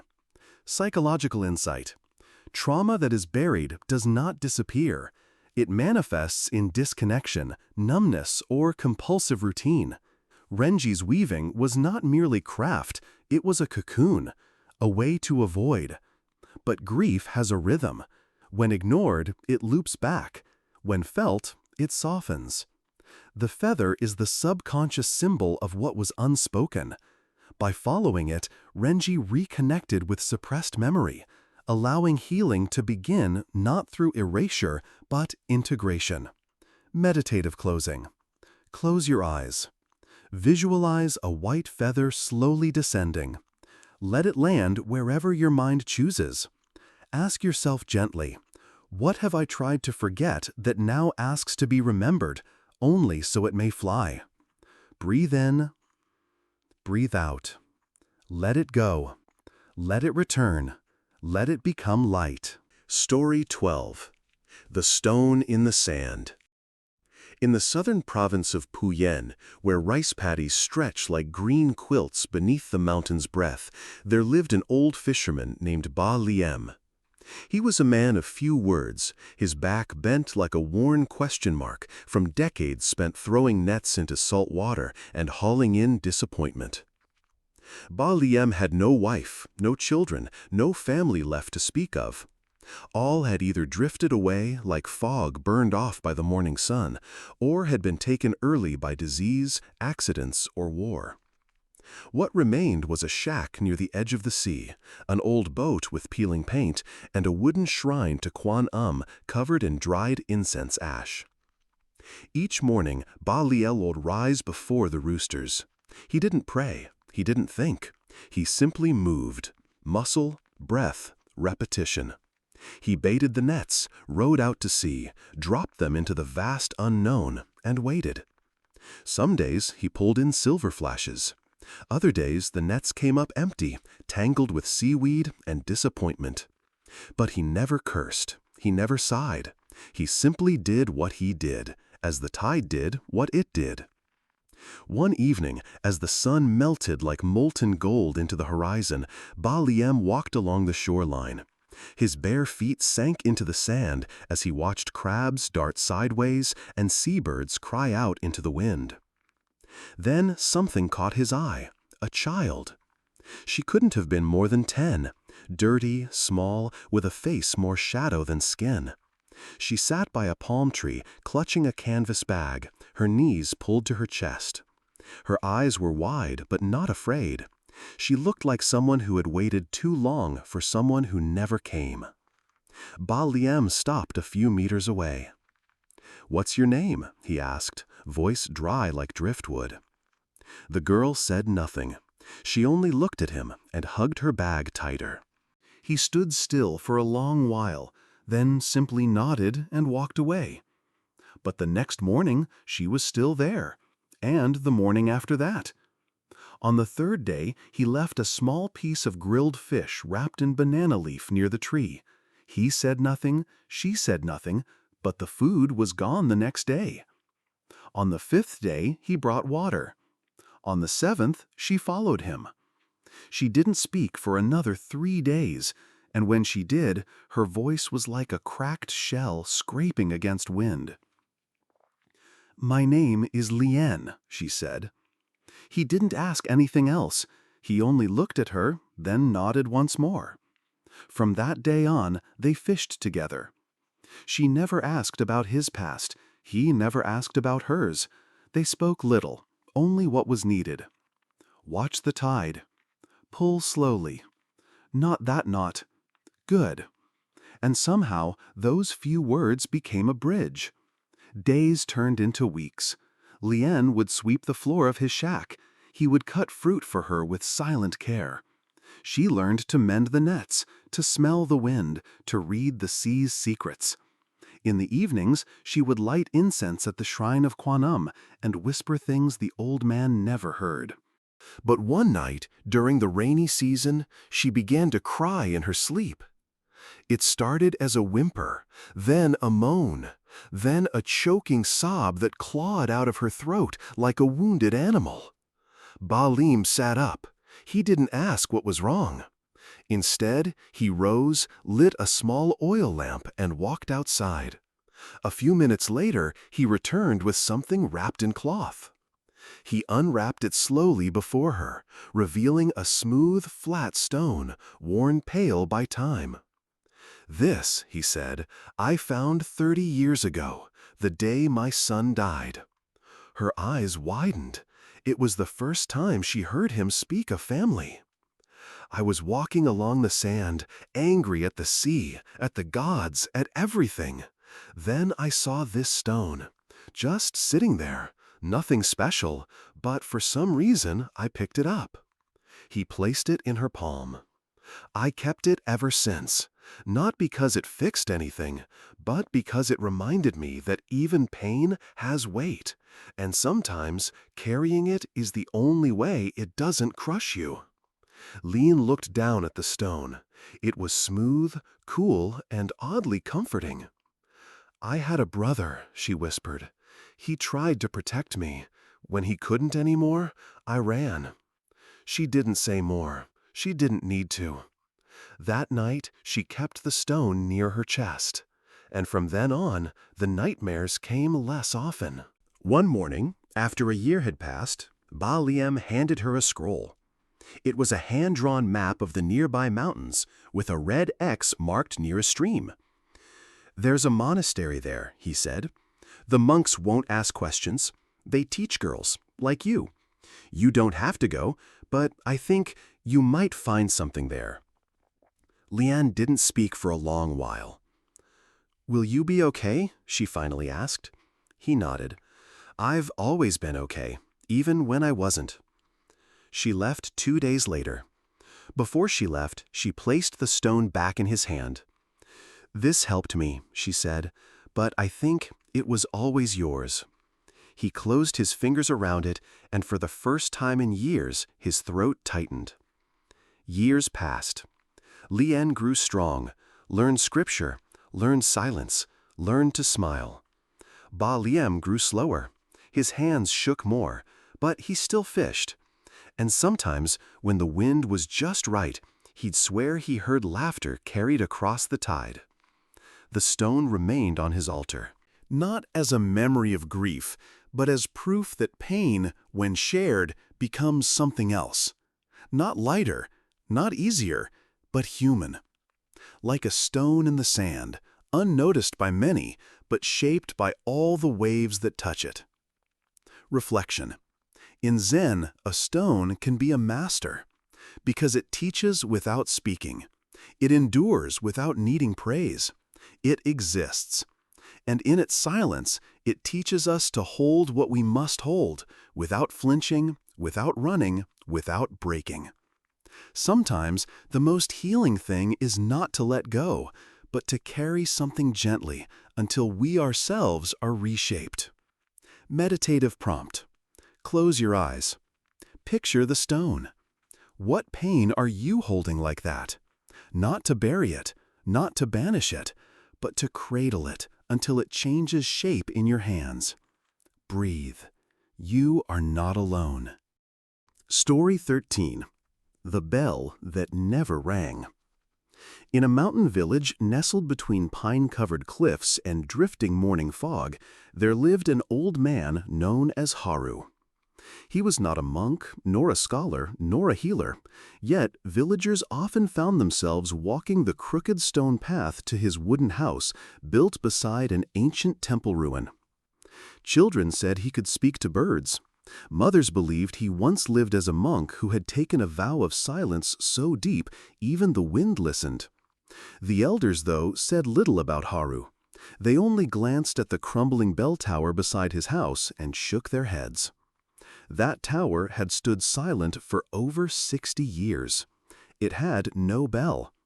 But there was a legend, quiet and rarely told. Once, that bell rang only once, and never again. Haru had been a young man then. The tower had stood proud, and the bell, a great bronze sculpture carved with Sanskrit verses, was the pride of the village. It had been forged not to mark time, nor to summon prayer, but to awaken the soul. One ring, it was said, could break a man's deepest delusions. When it was completed, the monks invited the villagers to hear it rung for the first and only time. That morning, young Haru, then an apprentice carpenter, stood beside his brother Daisuke on the temple hill. Daisuke, 2 years older, had always overshadowed him. More skilled, more confident, more admired. Haru loved him deeply, but quietly. Envy curled like ivy through his ribs. When the bell rang, something shifted. The sound wasn't loud, it wasn't grand, it was simple, like a single breath after a long cry. But it reached into places inside people that had never been touched before. The villagers wept. Some laughed. Others stood still for hours, eyes glazed, as if watching their entire lives unfold before them. But Haru did not feel what they felt. He heard the sound, but it passed through him like wind through a hollow drum. He watched Daisuke weep, overwhelmed, enlightened. And he felt nothing. This emptiness became unbearable. That night, under the moon, Haru returned alone to the bell tower. Driven by something he could not name, he climbed to the top. And in a moment of confusion, of deep despair, of longing to feel what others felt, he struck the bell a second time. But the sound never came. Instead, a deep crack sliced down the bell's side. It was ruined. When the monks discovered the damage the next morning, no one confessed, but Haru knew. The bell was lowered, buried, and the temple left to crumble with time. Daisuke never looked at Haru the same way again, and Haru, unable to bear the weight of shame, left the village for decades. He wandered through deserts and monasteries, through cities in silence. He begged beside temple doors. He slept under bridges. He listened to hundreds of bells, but none stirred him. The more he searched, the emptier he felt. Years passed. And then, one autumn, Haru returned. Not as a man seeking forgiveness, but simply as one who no longer fled. He settled beside the old tower, now roofless, vines winding around its beams. And there, every morning, he swept the path. Every evening, he lit a lantern. He spoke to no one of the bell. One day, a young woman named Mika visited. Her father had passed. She couldn't cry. She couldn't feel anything. People told her to mourn, to pray, to meditate, but she felt only numbness. Someone told her about the old man who once broke the temple bell. She came. She asked nothing. Haru offered her tea. For hours they sat in silence. Then Mika said, "They say you destroyed something sacred." Haru nodded. "They say it was the only thing that ever made people truly feel." He looked out toward the trees. Maybe it was, maybe it wasn't. "And you, what did you feel when you broke it?" He sipped his tea. "Nothing." "Even now?" "No. Now I feel everything." That evening, Mika wept for the first time. She returned the next day, and the day after. Others followed, a widow, a boy who had lost his leg, a drunk who hated himself, a soldier who had not spoken in years. They came not for healing, but for presence. Haru said little. He simply listened. Years passed. One spring, a child asked, "Why don't you fix the bell?" Haru smiled. "Some things are meant to be broken." "But it was beautiful." "It still is." "But it doesn't make any sound." Haru tapped the child's chest. "Then perhaps you are the bell now."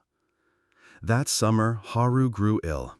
People came to see him, not in desperation, but with quiet gratitude. When he felt his breath grow shallow, he asked to be taken to the bell's resting place. It was buried beneath the earth, beneath a circle of moss and flowers. He lay there for a day, and as the sun dipped low, Haru whispered his final words, "The bell did ring, but not when you heard it." They buried him beside the bell. In time, the villagers built a small wooden seat near that mossy circle. People would come, sit, and say nothing. Sometimes they left crying, sometimes smiling, sometimes just breathing. And when the wind passed through the tall pine trees, it made a sound. Not loud, not grand, but soft, like a bell that never rang, yet never stopped ringing. Story 14. The Ink That Never Dried. In a remote village near the foot of the eastern mountains, where the mists hung low and the cherry blossoms bloomed late, there lived a calligrapher named Junsei. He was known for a single thing: he never completed a scroll. His walls were filled with half-written sutras, poems that stopped mid-line, characters paused in mid-stroke. Visitors who entered his home would marvel at the grace and elegance of his work, only to realize it was always unfinished. The last brushstroke never landed. The final word was always missing. Some said Junsei had gone mad. Others whispered he was cursed. But no one denied this. His writing carried a strange beauty, like a breath you almost take, or a song you remember in your bones but cannot hum. Junsei had once been a prodigy. In his youth, nobles from distant provinces paid fortunes for his scrolls. It was said his characters were so alive they breathed. Some believed they whispered to those who gazed upon them long enough. He wrote with a brush made of white crane feathers, and he ground his own ink with rainwater collected during the first spring storm. He was destined for greatness. Fame, temples, and royal commissions awaited him. Until one day, everything stopped. It was during the year of the fire ox. Junsei had taken on a final commission for the emperor's envoy. A massive scroll, 100 characters long, proclaiming peace after a long civil war. The whole nation waited for his masterpiece. He wrote it in silence, under candlelight. But on the 99th character, just before completing the final word, his hand trembled. He paused, and never continued. The envoy waited. The emperor's men threatened. Junsei said nothing. Then, one night, he packed up his ink, his brush, and disappeared. He wandered for years before settling in the village near the mountains, where no one knew of his fame. He built a small hut beside a slow stream and began writing again, not for money, not for glory, but for something even he could not name. Every morning he would sit by the open window, grind his ink, and begin. The villagers would see his arm move like wind, his wrist flowing like water. But always, at the final moment, he would stop. One rainy evening, a young monk named Akio visited. He had heard rumors of the unfinished scrolls, and, being newly ordained, his curiosity outweighed his fear of disturbing a master. Junsei opened the door himself. He was older now, but his eyes were clear, like still water reflecting the moon.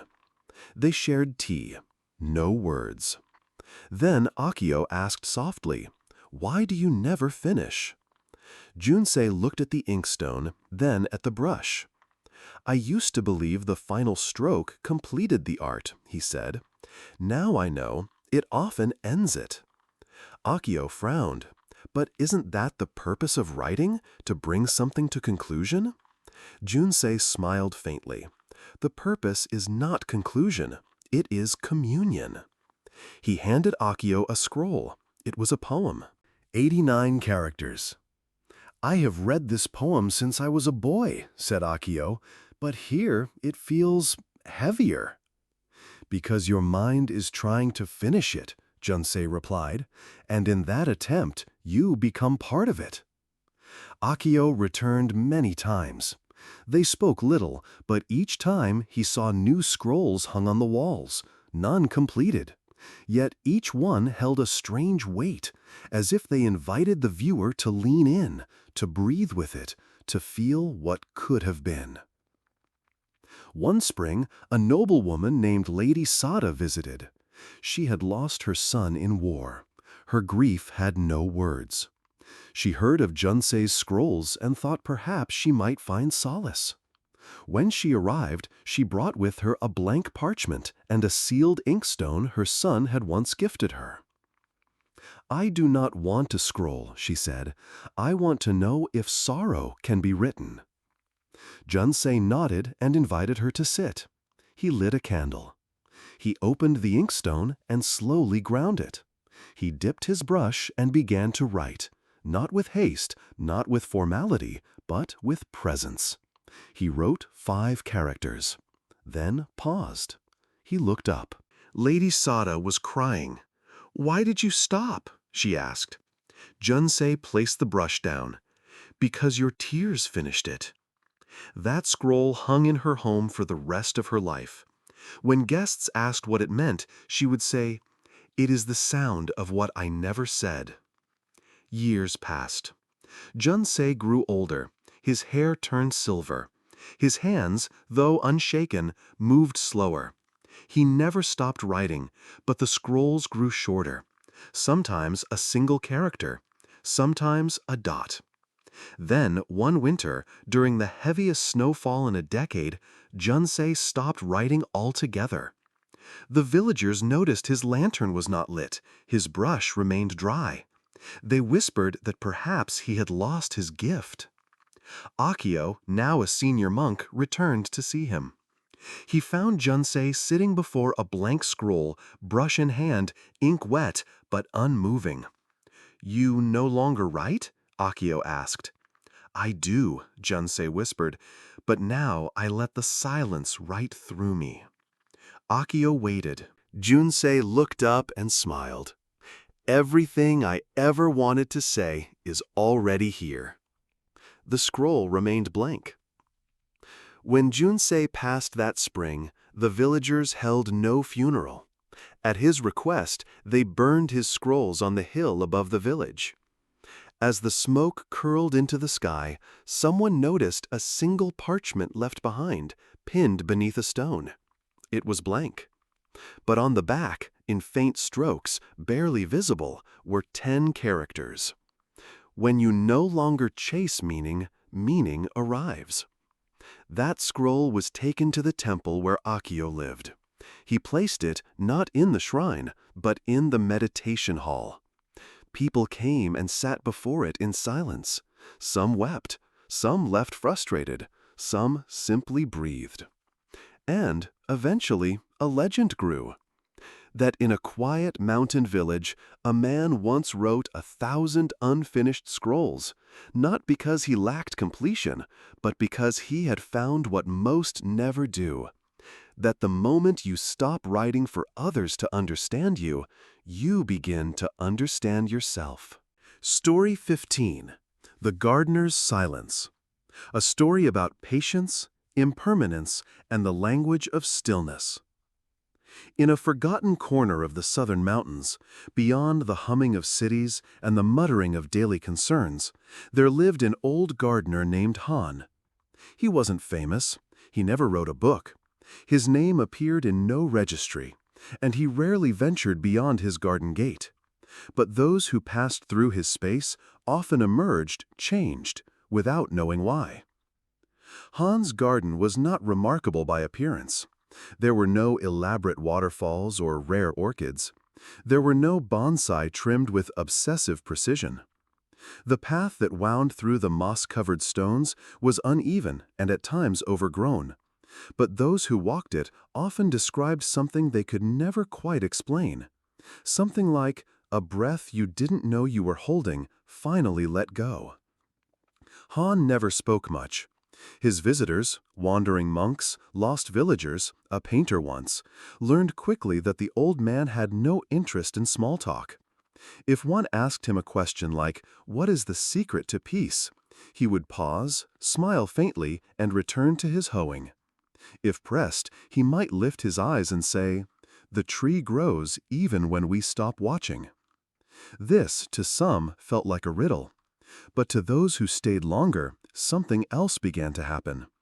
In the silence between words, in the rhythm of Han's breathing and pruning, a deeper communication unfolded. His garden was not a lesson, it was a mirror. One day, a man arrived with shaking hands. He was young, perhaps 30, and wore the weight of a man twice that. His name was Daisuke. The villagers whispered that he was once a violinist, a celebrated one, until a fire had stolen his left hand's movement. The injury was invisible to most eyes, no char, no scars, but his fingers trembled like reeds in winter wind. He had not played since.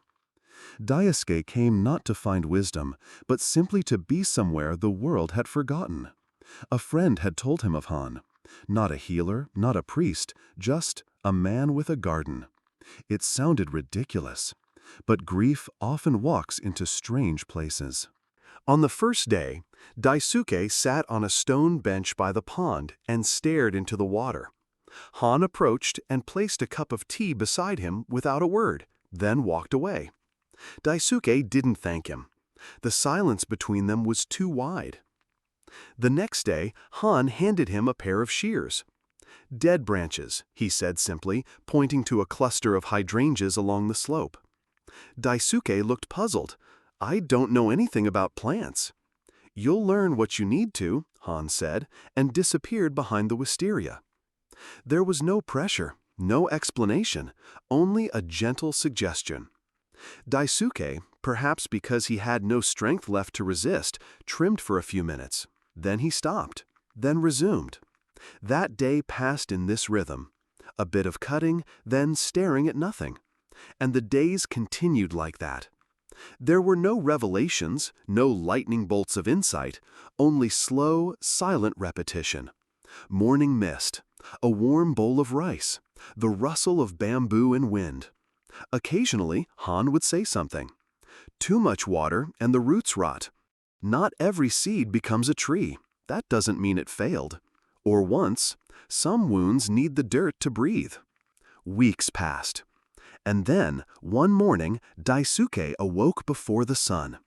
He stepped into the garden and stood under the plum tree, eyes closed. A breeze passed through the leaves like an exhale. He raised his right hand and flexed his fingers. They still trembled. But he did not look away. That afternoon, Daisuke asked Han, "Do you ever get tired of gardening?" Han was kneeling beside a stone basin, scrubbing algae with an old brush. He paused. "No," he said simply, "because I am not the gardener." Daisuke furrowed his brow. "But you tend the plants."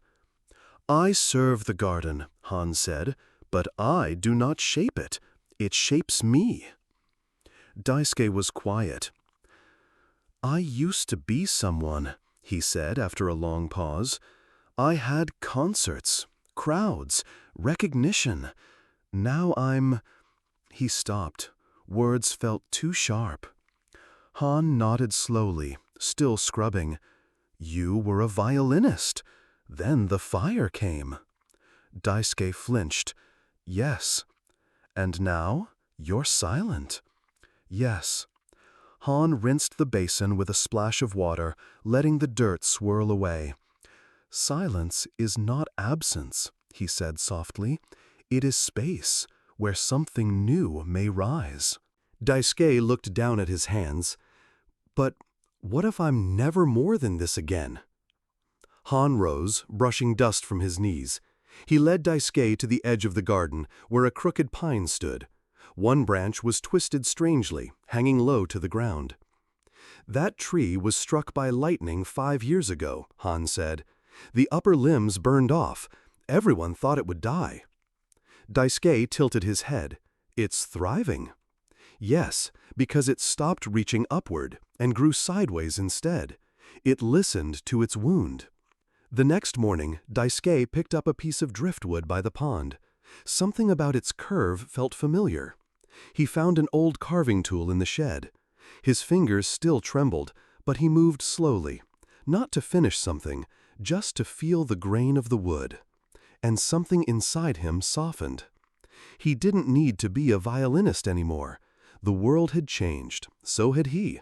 But there were still ways to make something beautiful, something that didn't need applause.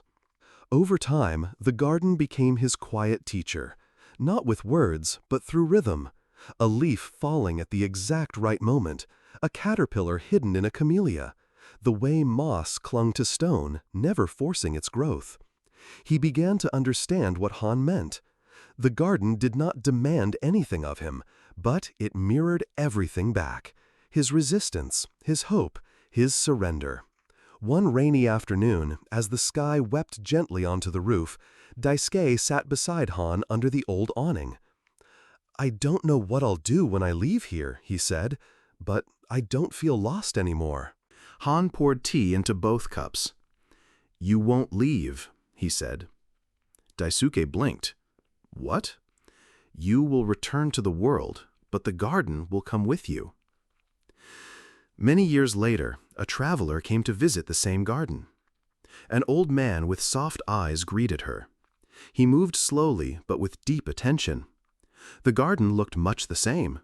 The stone paths were still uneven, the plum tree still leaned. She asked if the man was the gardener. He smiled. "No," he said, "the garden tends to itself. I just listen." Reflection. In Zen, the gardener is not above the plants. He is not their master. He is their witness, their companion, their student. We are all gardens, growing in directions we cannot predict. We are struck by fires, bent by wind, and still we bloom. Not always in the way we hoped, but always in a way that reflects something true. To listen to our wounds is not weakness, it is wisdom. To move with stillness is not stagnation, it is transformation. Meditative closing. Tonight, as you breathe, ask yourself, not what you wish to become, but what part of you is already growing quietly in the shadows. What branch within you has been twisted, but not broken? What garden lives in your silence? The flower does not compare itself to the tree. It opens when it's ready. Let that be your prayer. Let that be your peace. Story 16. The Lantern Maker's Silence. In a quiet village nestled between jade hills and the slow breath of a river lived a man named Jiro, known to all as the Lantern Maker. His house was the smallest in the village, made of cracked pine wood and clay tiles curled like forgotten prayers. But from within that humble space came light, not the harsh, demanding brightness of neon or fire, but the soft, pulsing glow of paper lanterns. Every night, the people of the village would place his lanterns outside their doors, red for remembrance, blue for dreams, gold for gratitude. And Jiro would walk alone in the alleys, watching how the lights danced like souls returned from the wind. He never spoke much, not even to the children who loved to sit near his open workshop and watch him work in silence, their breath held as his fingers folded rice paper and bamboo into floating poetry. But one evening, just before the rain festival, Jiro stopped making lanterns. He simply sat. For days, for nights. He sat with his brush poised in the air and never moved it again. At first, the villagers thought he was ill. They brought him soup, oranges, herbs. He bowed in gratitude, but never spoke. The children asked why he wasn't making lanterns. He only smiled gently, like someone who had listened to the wind say something final. Word spread, something was wrong with the lantern maker. Until an old monk arrived. His name was Brother Enso, a traveler from the northern temple who carried no robe of color, only a wooden begging bowl and sandals worn through at the sole. He sat across from Jiro without a word and stayed through the evening without food or fire. When morning came, Jiro finally spoke. "I've run out of light," he said. Brother Enso nodded, as if Jiro had said something utterly ordinary. "Then sit with the dark." Jiro looked at him confused. "I've sat with it for days. It doesn't speak." "Ah," the monk said, touching his bowl. "That's because the dark only speaks when we stop asking it to." They fell silent again. A crow cawed on the edge of the roof, then flew away. Jiro closed his eyes and whispered, "My wife's lantern went out." Enso lowered his head, as if bowing to something sacred. It had been 5 years, but Jiro had never spoken of her. Not since the winter she vanished into the river mist and never returned. Some said she had drowned. Others said she had simply walked away. But no one ever asked Jiro, and he never told. "I keep lighting lanterns for others," he continued, his voice flat like the paper he once folded. "But her light, I can't find it anymore. And if I can't light hers, what's the point of lighting anything at all?" Enso gently turned his bowl over. A beetle crawled beneath it, stretching its legs. Jiro watched in silence. "She was the one who taught me how to make the first lantern," Jiro said, as if watching a ghost. We were young, poor, but she said, we don't need wealth. We need beauty that floats. She meant the light.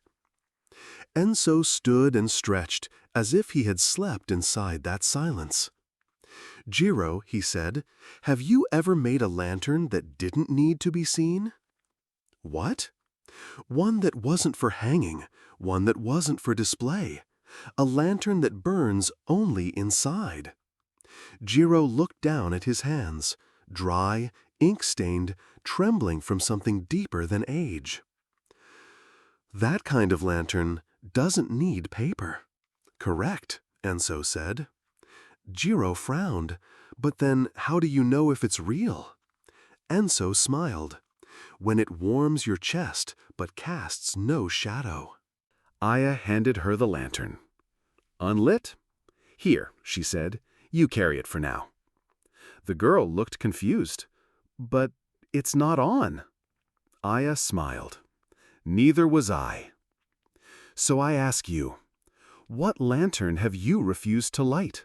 What part of you waits quietly in the fog, wondering if it still has permission to glow? Sit with that part. Hold it. Don't rush. Mist takes time to lift. But beneath it, the mountain waits, and the light is always yours to carry. In the deepest fog, even the smallest flame knows its way home. That night, Jiro didn't return to his workshop. He sat by the river instead, alone. No lanterns, no brush. He stared into the black water. No reflections, no answers.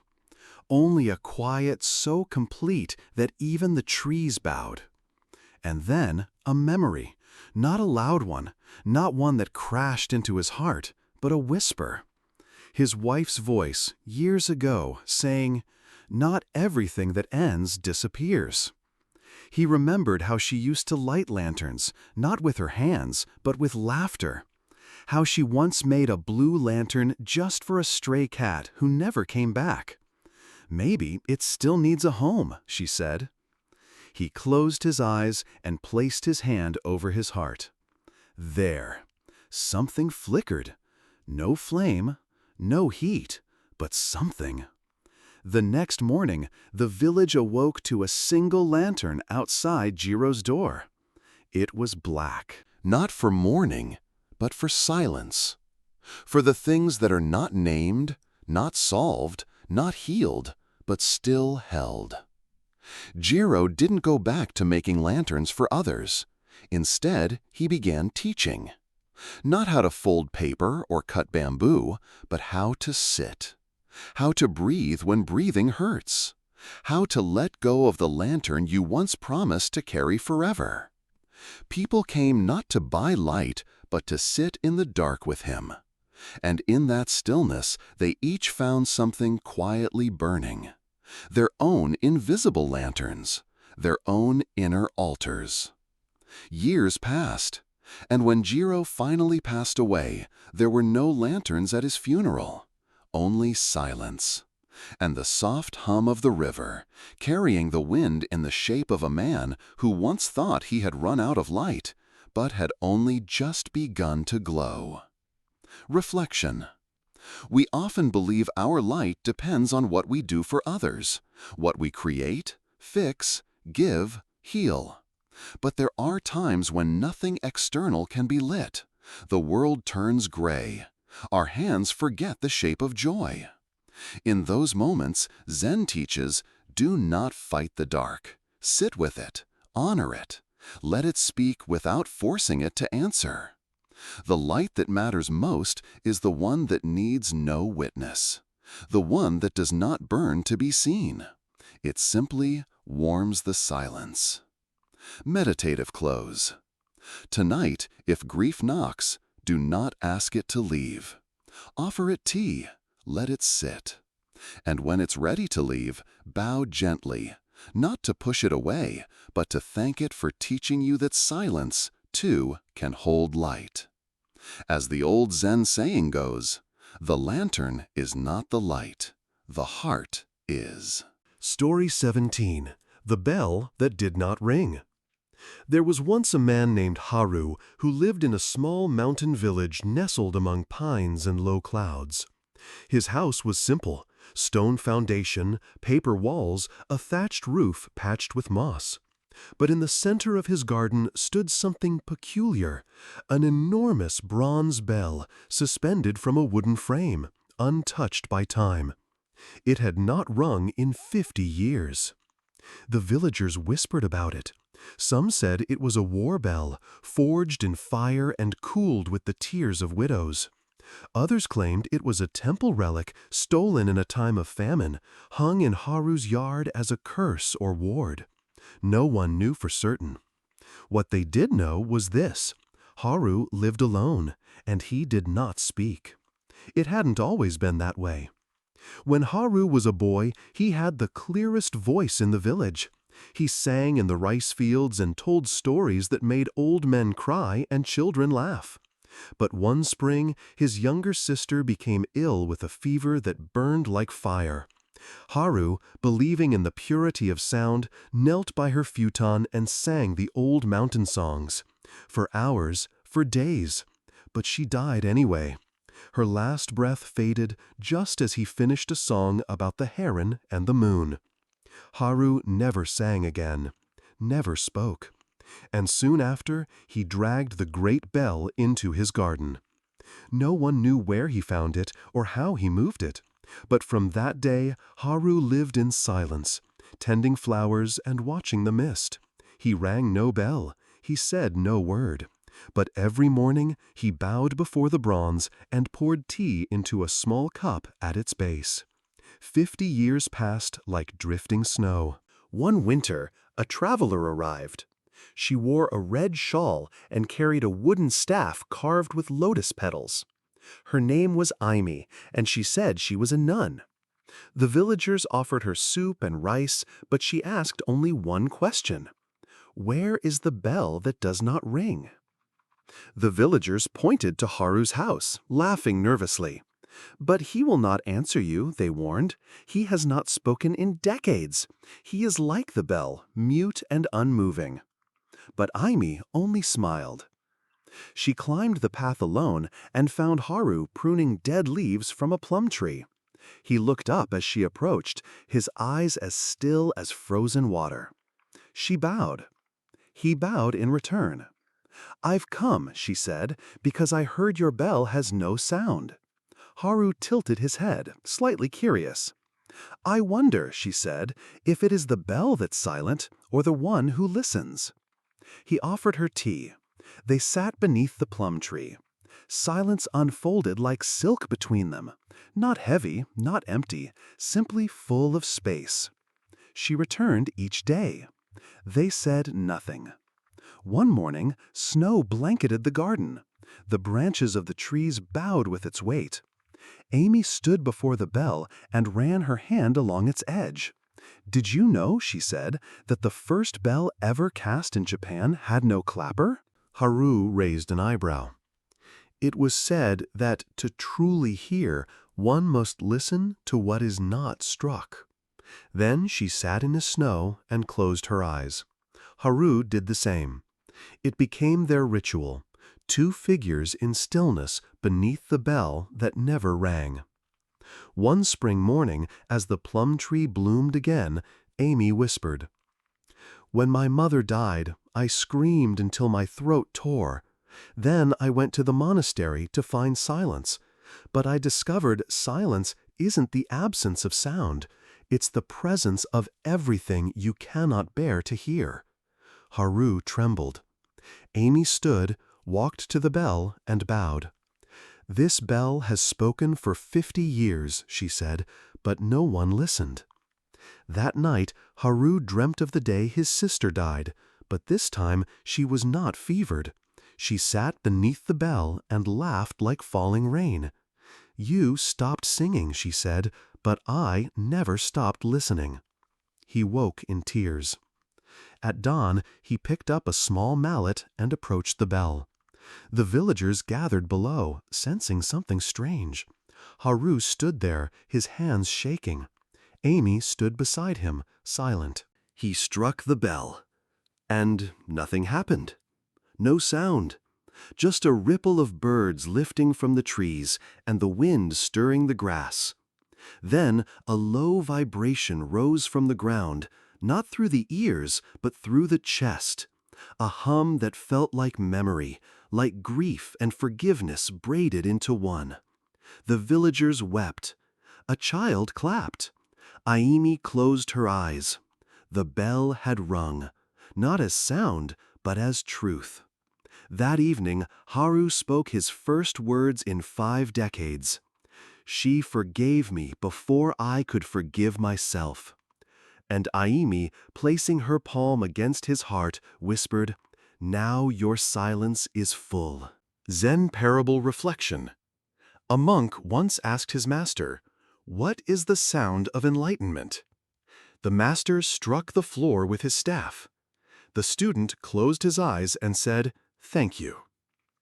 Philosophical reflection. The bell that does not ring is a metaphor for the trauma we bury beneath silence. We often mistake stillness for suppression, but true silence is the space where healing speaks. Haru's 50 years of wordlessness were not absence. They were a listening deeper than sound. When we are brave enough to truly be with our pain, we begin to vibrate with something ancient and whole. The bell's hum, imperceptible to the outer world, was a resonance of surrender, of release, of integration. Sometimes the loudest healing is inaudible. Psychological insight. In grief psychology, unresolved loss often manifests in silence, verbal, emotional, spiritual. Haru's trauma froze him, and in that freeze response, he created ritual around the bell as a symbolic container for grief. Amy's gentle presence provided co-regulation, allowing him to feel safe enough to re-engage with memory. Her insistence that silence carries meaning helped reframe his identity, shifting him from self-imposed exile to integrated self-awareness. Healing did not come by noise, but by resonance, recognition, and permission to feel. Meditative closing. Tonight, sit in silence, not to escape the world, but to hear what has long waited within. What part of you has not rung in years? What grief waits not for words, but for presence? Close your eyes. Place your hand on your chest and listen for the bell that does not ring. Story 18. The Rain on the Bamboo Roof. It had been raining for days. Thin, persistent sheets of water slid off the sloped bamboo roof of the small monastery nestled in the northern hills. The world seemed hushed, as if holding its breath under the weight of the gray skies. In the corner room of the temple, a young monk named Tenzin sat by the open window, wrapped in his faded saffron robe, watching droplets race one another down the wooden sill. He was troubled. The trouble was not something dramatic or visible. It was not a tragedy, nor a crisis, nor even a question. It was an ache, one he couldn't name.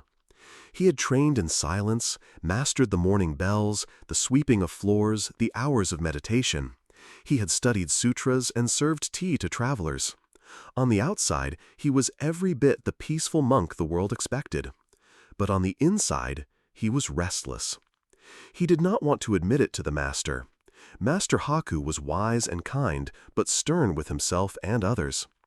Tenzin feared he would be misunderstood, even reprimanded. Yet more than fear, he was ashamed.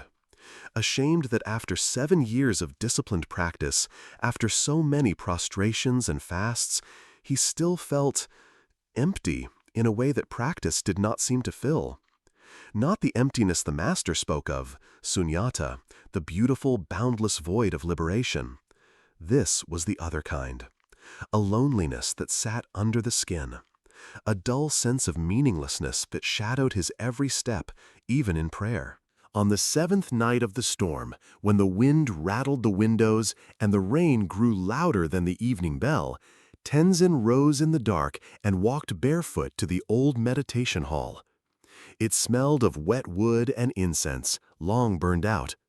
The statues of Kannon and Jizo sat in their usual places, silent, timeless. He sat in zazen, closed his eyes, breathed. The ache remained. Eventually, dawn found him still sitting. A hand, light as mist, touched his shoulder. He opened his eyes to find Master Haku kneeling beside him, gray-bearded and unblinking. "You did not sleep," the master said gently. Tenzin nodded, unable to lie. The master looked up at the ceiling, listening to the sound of rain. Then, quietly, he asked, "What burden are you trying to carry alone?" The question hit like a bell in a canyon. Tenzin, exhausted, lowered his head. "Master, I don't know how to say it. It's not one thing. I feel like I'm doing everything right. The rituals, the discipline, the teachings, but I don't feel peace. I feel hollow, numb even. Some days I wonder if I'm wasting my time. I sit, and it feels like I'm just sitting." He expected rebuke. Instead, Master Haku closed his eyes. "I see," the old man said. They sat in silence as the rain fell. Then Master Haku began a story. A Zen parable, The Man with the Bamboo House. Once, in a remote village surrounded by misty forests, there lived a man who built a house entirely from bamboo. Every stalk had been carefully selected, shaped, and joined without a single nail. When he finished, the villagers praised him. They called it a marvel of simplicity and beauty. But the man was not happy. He feared the rain. He worried that the roof would leak, that the bamboo would rot, that wind would tear through the walls.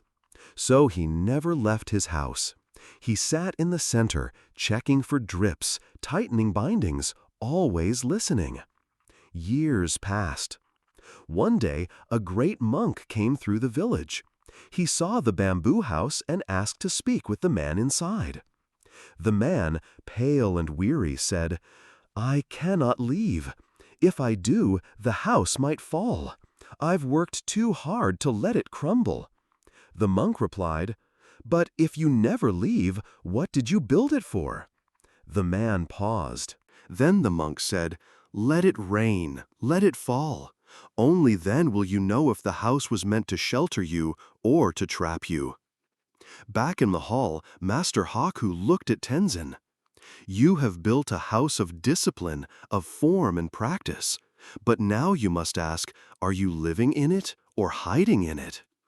Tenzin felt a quiet gasp rise inside.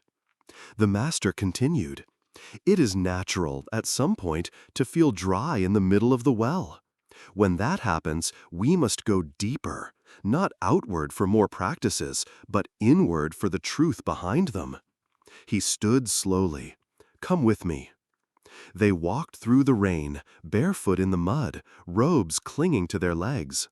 The master said nothing as they climbed the mossy path up behind the monastery, higher and higher, until they reached a single boulder overlooking the valley.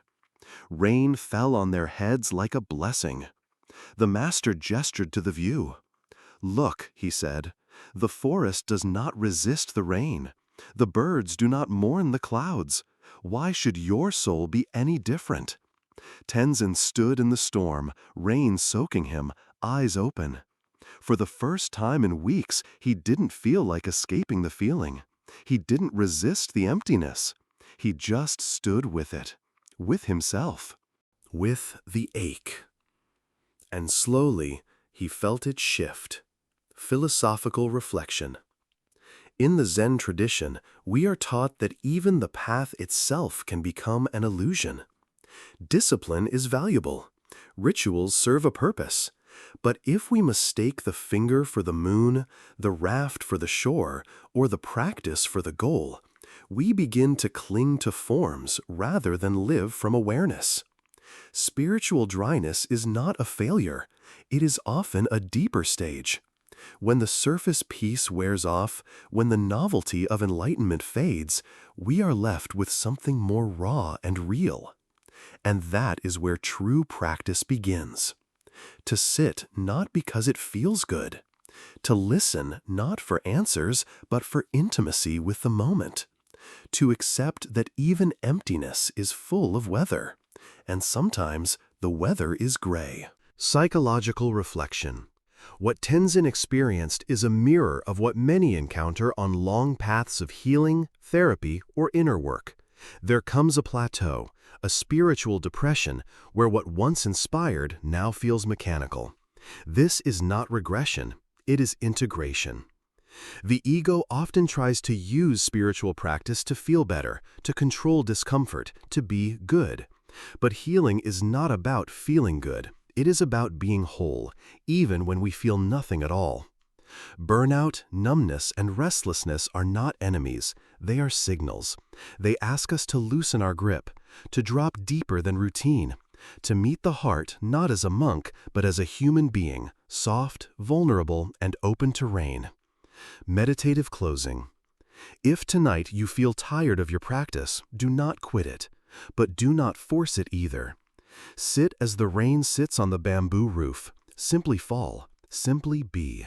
No perfection, no pressure, just presence. Inhale, exhale. There is nothing wrong with you. You are not failing. Even the Buddha sat in silence for days with no answers.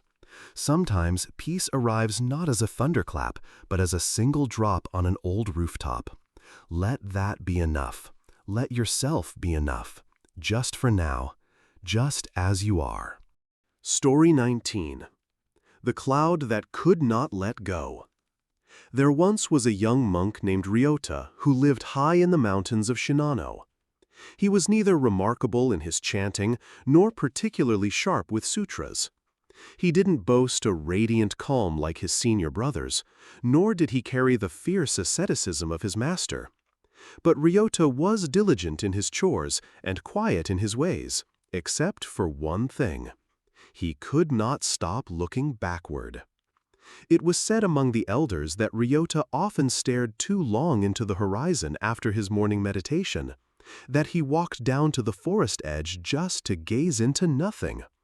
What they did not know was that Ryota was not looking at the trees.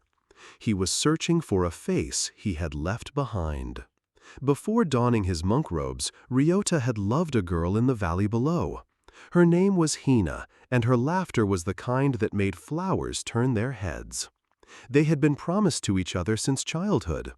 But when Ryota's father died of illness, something in the boy cracked open like dry bark. He felt the weight of life too heavily and could not imagine building another family on soil soaked in grief.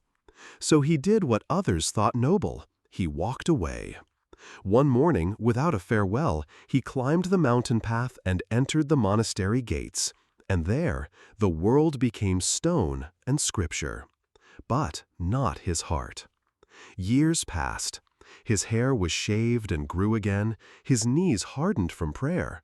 But still, every spring, when the valley turned pink with plum blossoms, Ryota's spirit stirred. He wondered what she looked like now. He wondered if she had forgiven him. He wondered if her heart had hardened. And like a cloud that could not rain, he hovered, silent, full, and unable to let go. One morning, during alms collection in the village market, Ryota heard someone call her name. Hina! He froze. He turned, slowly. It was just a woman calling after her daughter, but it was enough. That night, Ryota lay in his tatami cell with his eyes wide open. His master passed by and paused. "You're not sleeping," the old monk said softly. "No, master." "Your dreams are louder than the cicadas." Ryota swallowed. "I keep hearing her name. I left someone behind. I never said goodbye." The old monk nodded and sat beside him on the floor. "There once was a man," the master began, "who carried a large sack of rice on his back. Each day he climbed the mountain with it. It fed no one. It served no ritual. He simply carried it. Ryota furrowed his brow. Why? Because long ago, someone told him he'd need it, eventually. And did he? No, the old monk said, chuckling, but the sack became part of his shadow. Ryota was silent. "What are you afraid will happen if you put your burden down?" his master asked. Ryota answered in a whisper, "That she will vanish, that I'll forget her face." "Then you must do something before you forget," the old monk said. "Go." "Go? Tomorrow, go see her." At dawn, Ryota wrapped his robe tightly and made the long descent down the mountain path. The air grew warmer with each step, the wind smelling more of earth than of pine. It had been 7 years. When he arrived in the valley, no one recognized him. The children were older, the houses painted new colors. He walked past the old bridge, the temple bell, the willow where they used to sit. Her house was still there. He hesitated at the gate. His heart beat like a wooden drum. With trembling hands, he knocked. The door opened slowly. A young boy peeked out first, then a man, tall, with soot on his sleeves. Finally, she appeared. Hina. Her hair was tied back. Her eyes looked sharper than he remembered, but there was no bitterness in her face, only time. And when she saw him, she did not cry. She smiled. "Ryota." He bowed deeply. I came to see if you hated me." She chuckled. "I did, for 2 seasons. Then I married Kenji." The man beside her nodded politely. "And now?"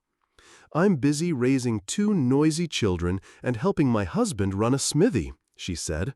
"There's no room left for hate." Ryota's shoulders dropped. "I've thought of you every spring."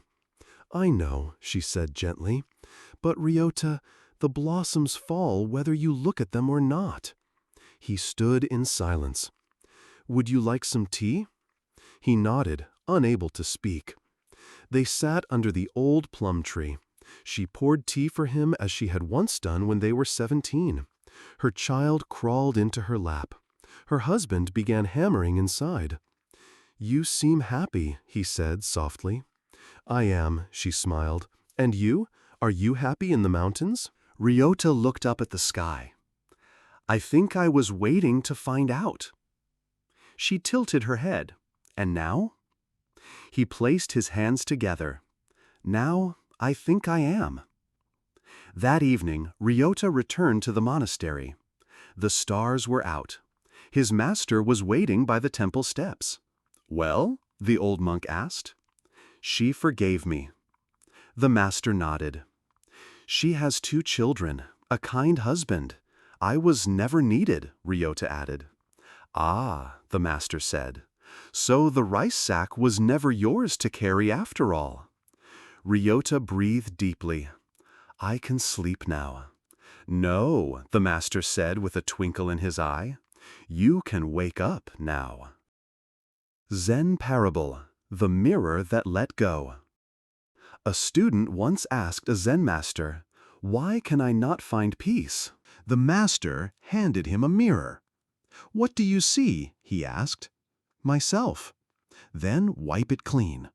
The student wiped the mirror. "What do you see now?" "Myself, still." The master smiled. "Then put it down." Philosophical reflection. The past is not a place to live, but a path we once crossed. Ryota's story reminds us that memory, when not honored or released, becomes fixation. We are not meant to carry every ghost with us. Some were only meant to walk beside us for a while. To let go is not to forget, but to stop pressing our face against a closed door, hoping it might open. In Zen we say, when the wind stops blowing, the cloud does not weep. Let the sky change, let the cloud move on. Psychological insight. Emotionally, Ryota was caught in what therapists call unfinished attachment. It is a state where the psyche freezes around an unresolved goodbye.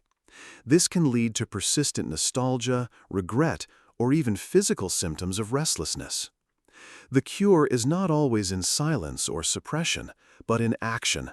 Sometimes a visit, a letter, or even a spoken goodbye to someone who is no longer there.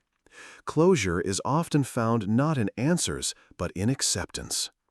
Ryota's healing began when he stopped wondering and started witnessing. Direct experience, however simple, was more potent than years of imagined suffering. Meditative closing. Tonight, ask yourself, what burdens are you carrying that were never yours to keep? Who or what lives only in memory, yet you cradle them like breath? What would happen if you bowed once and let it go? Close your eyes. Breathe in like the sky receiving a cloud. Breathe out like a river releasing the leaf. Let go. Let go. Let go.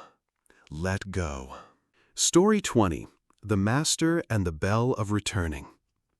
The mist had not yet lifted from the valley when the old man arrived. His sandals, worn and stitched many times over, made no sound on the stone path that wound through pine and moss up toward the monastery of the western ridge. The air was still. A few birds stirred sleepily. The scent of dew and pine resin hung heavy in the silence. He carried no bag, no bowl, no robe of official lineage. Only a small brass bell, tarnished with age, dangled from a simple hemp cord at his waist. At the monastery gate, a novice monk, perhaps no more than 16, bowed. "Master," the boy said, "you have no name listed. Were you expected?" The old man smiled. "I am never expected," he replied, "but I always arrive." And with that, he stepped past the gate as if it were his own threshold. The abbot, a man of about 60, knelt in the meditation hall when he heard the bell. It wasn't a sound like the large bronze bell they rang at sunrise and dusk. This one was softer, almost tender, like memory brushed against the wind. He rose, walked out, and there the old man stood. Their eyes met. The abbot's breath caught, not from recognition, but from a curious weight that passed between them, like a mirror reflecting something beneath skin and story. "Who are you?" the abbot asked. "A traveler," the old man said, "and perhaps a reminder." They sat together beneath the Bodhi tree in the courtyard. The old man placed the bell on the stone bench between them. "I heard," he said, "that you lost your son to the mountain snows last winter." The abbot's shoulders stiffened. "He wandered too far while gathering herbs," he said after a moment. "The avalanche took him. We never found the body." The old man nodded, but said nothing. "He was young," the abbot continued, "eager, reckless, so full of compassion, but always impatient with time." There was a long silence. Then the old man reached for the bell and struck it gently with a finger. Ding! It was a sound unlike any other. The note hung in the air, not as an echo, but as a presence. It didn't seem to fade. Rather, it settled, quietly, inside the bones of the listener. "What is that?" the abbot asked, eyes wide. "The bell of returning," the old man replied, "forged in a forgotten time. It does not summon spirits, nor gods. It only calls back the pieces of ourselves we've left behind." Over the next few days, strange things began to happen in the monastery. A young nun who had long stopped speaking began to hum while sweeping the garden. A cook who had secretly wished to leave and become a potter suddenly found clarity and the courage to go. An old monk who had held deep resentment toward a fellow brother finally asked to share tea with him. Each time, just before the change, someone heard the sound of the small bell, always soft, always near. The abbot confronted the old man again. "What magic is this?" The old man chuckled. "No magic, only memory and longing. The bell stirs what the mind has silenced." "But why now? Why here?" "Because the world is noisy," the old man replied, "and you have forgotten the stillness that brought you here. You are a teacher of form, but not of return." The abbot flinched. "I have led this monastery for over 30 years. We have grown. We have served the villagers. And yet you have not mourned your son," the old man said gently. "You have not returned to yourself." The bell rang again. This time, it wasn't struck. It rang on its own, as if something inside the abbot had finally heard its call. That night, the abbot left his chambers and walked alone to the snowy ridge where his son had vanished. He stood there, beneath a sky of frost and stars, and he wept. Not just for the boy, but for the part of himself that had died with him. The father, not the monk, the man who once held a tiny hand, the one who sang lullabies and told stories of dragons and moon bears. When he returned, the bell sat waiting on his meditation cushion. The old man was gone. Weeks passed. The monastery grew quieter, but not dull. There was a stillness now that was alive. The monks chanted with a new softness. Visitors noticed it too. "You all seem lighter," one said. And whenever someone asked how it happened, the abbot would take the brass bell from his robe and let it ring just once. He never explained. He never needed to. Zen parable, the lost son. Once, there was a woman who lost her only child. Desperate, she traveled to a mountain sage and begged for a way to bring him back. The sage said, "Bring me a single mustard seed from a home that has never known loss." The woman searched. She knocked on every door. But at each house she heard a story of grief: a missing brother, a sick father, a vanished daughter. Eventually she stopped searching for the seed and began sitting with those who grieved. In time she healed, not by retrieving what was lost, but by remembering she was never alone. Philosophical commentary. The bell of returning is not a relic. It is an archetype. We all carry one. It rings in dreams we dismiss. It tolls when we forget who we were, before the roles, the grief, the expectations. This story reminds us that healing isn't just about moving on. It is about moving inward, toward what we've exiled from consciousness. Return is not regression. It is reunion. Psychological reflection. In trauma psychology, there is a term called complicated grief, a grief that does not complete its cycle, becoming frozen in time. Many who lead others, teachers, parents, therapists, bury their own grief in service. The bell in this story functions as a therapeutic symbol. Its sound represents emotional reintegration. Like EMDR tapping or mindfulness bells in trauma therapy, the ringing anchors attention, helping lost parts return to the whole. Each character transformed, not by instruction, but by the vibration of memory. Healing is not always loud. Sometimes it is a single note. Meditative closing. Sit quietly. Listen not for the bell outside you, but the one within. Breathe in, breathe out. Ask yourself, what part of me has wandered too far? What part still waits to be returned? Let your body be the monastery. Let your silence be the gate. And when the time is right, let the bell ring. Ding. Story 21. The Bell Without Sound. In the high valleys of the East, nestled between old pine forests and streams that whispered to the stones, lived a monk named Kyo. He was neither famous nor especially wise, at least not by worldly standards. But Kyo had one rare trait that made people climb mountains just to meet him. He listened. He listened like the earth listens to the sky, without speaking, without waiting to respond, simply receiving. Kyo lived alone in a small weathered hut beside a moss-covered bell tower. The bell itself had no clapper. It had been gifted to the monastery long ago, but cracked during a storm and was rendered mute. The others deemed it useless and abandoned it, but Kyo took it up the mountain, saying only, "Not all sound is made with noise." The villagers joked about the silent bell. Children laughed, calling it the ghost gong. But some travelers, those carrying unspeakable griefs, came to see the monk and that mute bell. One such traveler was Emmy. She was young, but her eyes carried the weight of many winters. She wore her pain not like armor, but like skin, inseparable from her being. Her brother had died the previous spring, a quiet boy who'd painted in silence and smiled only with his eyes. Emmy blamed herself for not being there, for not knowing the signs, for living when he had chosen not to. Kyo greeted her not with words, but with tea. Steam curled between them like incense.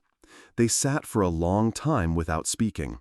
Finally, she said, "I don't think I can live with this." He poured her more tea. She waited, but no answers came.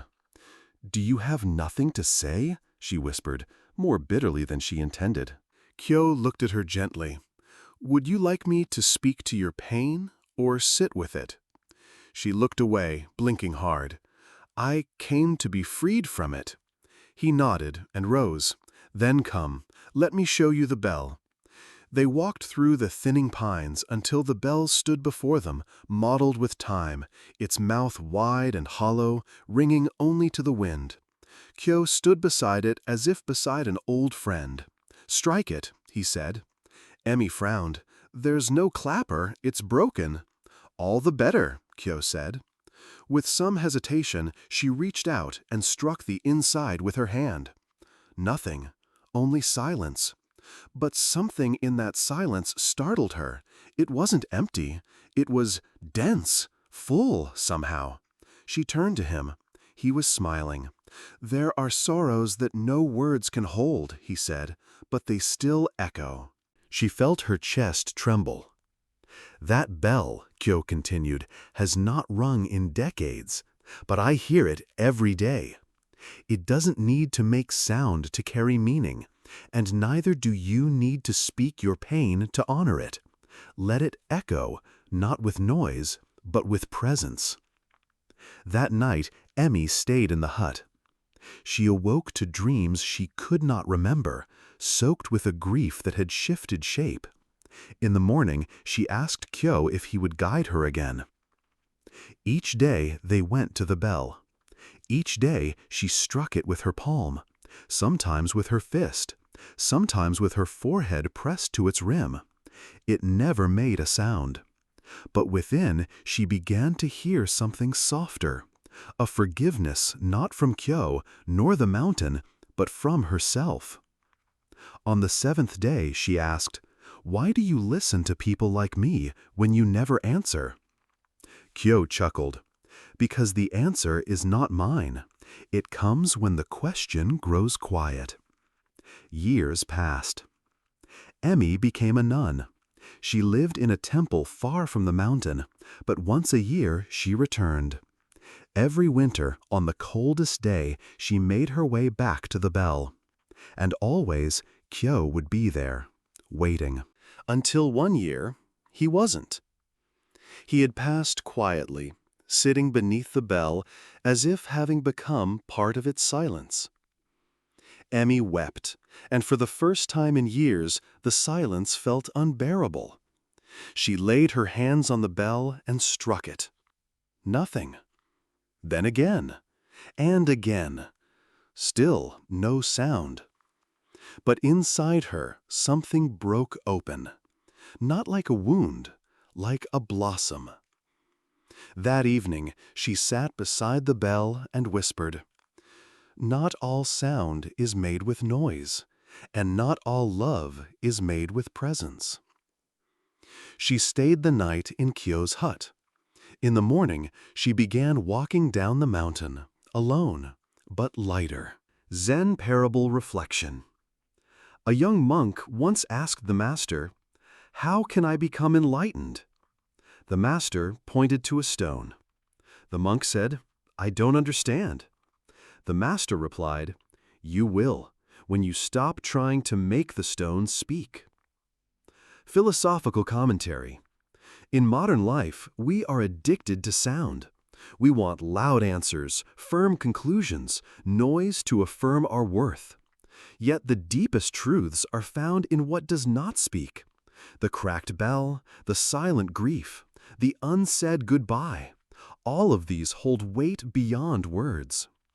Zen invites us not to add more noise, but to listen more deeply, to notice what rises when we stop chasing echoes. Psychological reflection. Grief does not beg to be solved. It asks to be witnessed. In trauma healing, there is a term, presence over fixing. When we are hurting, what heals us is not advice or solutions, but companionship. Kai embodies this. He does not give Emmy steps to get better. He sits with her brokenness. He teaches her to honor the echo of sorrow without forcing it into speech or resolution. The bell is an archetype, a container for what cannot be said but must be felt. Meditative closing. Tonight, ask yourself, what in you still rings, even without sound? What sorrow have you silenced, thinking it needed to be spoken to be real? Let the cracked bell within you echo freely. Sit beside it. No need to speak, no need to fix, just be still enough to listen. Story 22. The Temple of Falling Leaves. The path was narrow and shrouded in gold. Each step Takashi took sent a crisp flutter of fallen leaves around his sandals. The autumn forest seemed ablaze with a quiet fire, crimson, amber, and ochre dancing through the wind. Yet inside, Takashi was numb. He had returned home after 20 years in the city. The streets of Tokyo had sharpened him, made him efficient, successful. He owned a logistics company, had investments in crypto and tech, and drove a midnight black Tesla. But in all that time, he had not once returned to the mountain village where he was born. Not until he received a letter from the abbot. "Your father's ashes are with us. The tree waits." That was all it said. And now here he was, just past 40, phone dead, heart distant, ego towering, standing before the moss-laced steps of the old Zen temple his father once swept every morning. He remembered the scent of cedar, the sound of temple bells, the rhythm of the broom against stone. But most of all, he remembered his father's back, always bowed, always silent. They had barely spoken in the final years before Takashi left. The older man had tried, in his own clumsy way, to teach silence, presence, humility. But Takashi, drunk on ambition, had dismissed it all as small-town backwardness. Now, the temple felt like a ghost from another life. An old monk emerged from the shadows of the gate, robes rustling like the wind itself. His face was etched like old paper. It was the abbot, now nearly blind, but still lucid. "You returned," he said softly. "I received your letter." "You came for your father?" Takashi hesitated. "For closure, I guess." "No one comes for closure," the abbot replied. "They come for themselves." The monk led Takashi past the inner gardens, where koi drifted like living brushstrokes in a pool of stillness. Beyond that, they entered the small chamber where his father's ashes rested beneath a hanging scroll that read, "Loya Kai-ken," fallen leaves return to the root. The urn was simple, no gold, no inscription. Just clay, hand-fired, with a single maple leaf etched into its surface. Takashi expected a pang of guilt, a surge of regret. But instead, there was only a strange hollowness. He had spent years resenting his father's silence, only to realize now he never truly understood what it meant. "Would you like to place him beneath the tree?" the abbot asked. Takashi nodded. They walked to the edge of the temple grounds, where an ancient maple stood alone, a guardian of seasons. Beneath it was a small hollow in the earth, already dug. A practice of the temple, the abbot explained. Ashes to the root, that the tree may speak in crimson. Takashi knelt. The earth was soft. As he placed the urn into the soil, a gust of wind scattered the surrounding leaves into a sudden flurry of dance. For a moment, it felt as though time cracked open. In that crack, a memory surfaced. Him as a boy, throwing stones into the river, angry, defiant. His father standing behind him, quiet. Then a hand resting on his shoulder, not to scold, not to stop, just to be there. He had forgotten that hand. The burial was wordless, and then the abbot said, "Your father wanted you to learn the falling leaf koan." Takashi blinked. "I don't remember that." "You were too young, but he said, if you ever returned, it should be the only one we give you." He was led to a wooden bench. There, beneath the golden rain of leaves, the abbot spoke. "A leaf falls. The branch does not resist. The ground does not ask. What remains?" Takashi frowned. "Is there an answer?" The abbot only smiled. That night, he stayed in the monks' quarters. There was no electricity, no signal. In the absence of digital noise, the pulse of the world re-emerged. The breath of wind through paper walls, the groan of ancient wood, the silence of monks walking at dawn. He dreamed of his father, sitting under the tree, smiling with a leaf in his palm. The next day, Takashi asked the abbot, "Was he ever angry at me?" The old man took a moment. He was a mountain man. Mountains don't shout, but they remember. Takashi lowered his gaze. "I left without saying goodbye." The abbot placed a leaf into his palm. "Say it now." He stood again beneath the maple tree. The sun filtered through its skeletal branches. He whispered, "I'm sorry, Father." The wind answered, not with words, but with the falling of a single leaf, spiraling, slow, then resting gently at his feet. He watched it land. And then something cracked, not outside, but within. Tears came, quiet, warm, healing. It was not grief, it was recognition. He stayed at the temple for 7 days. He cleaned the stones. He joined the morning chants. He watched clouds pass like questions without urgency. And one morning, as he swept the courtyard like his father once did, he found himself whispering the koan aloud. A leaf falls. The branch does not resist. The ground does not ask. What remains? He looked around. The wind, the tree, the silence, himself. And then he understood. What remains is return. Philosophical commentary. In Zen, the metaphor of falling leaves is rich with meaning. The leaf does not struggle in its descent. The branch does not cling. The ground does not protest. In nature, there is no resistance, only return. So too with life, relationships, and impermanence. Takashi's journey is one of returning, not to a place, but to a state of being. He returns not just to his father's ashes, but to the rhythm of presence he had long abandoned. In this return, he finds not closure, but continuation. To return is not to regress. It is to remember what was always whole. Psychological reflection. From a therapeutic standpoint, grief often masks deeper needs: recognition, forgiveness, understanding.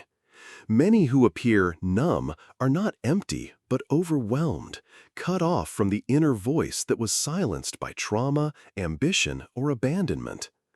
Takashi's transformation is slow and embodied. Through ritual, silence, and symbolism, he begins to reconnect with his own grief, not as a wound, but as a bridge.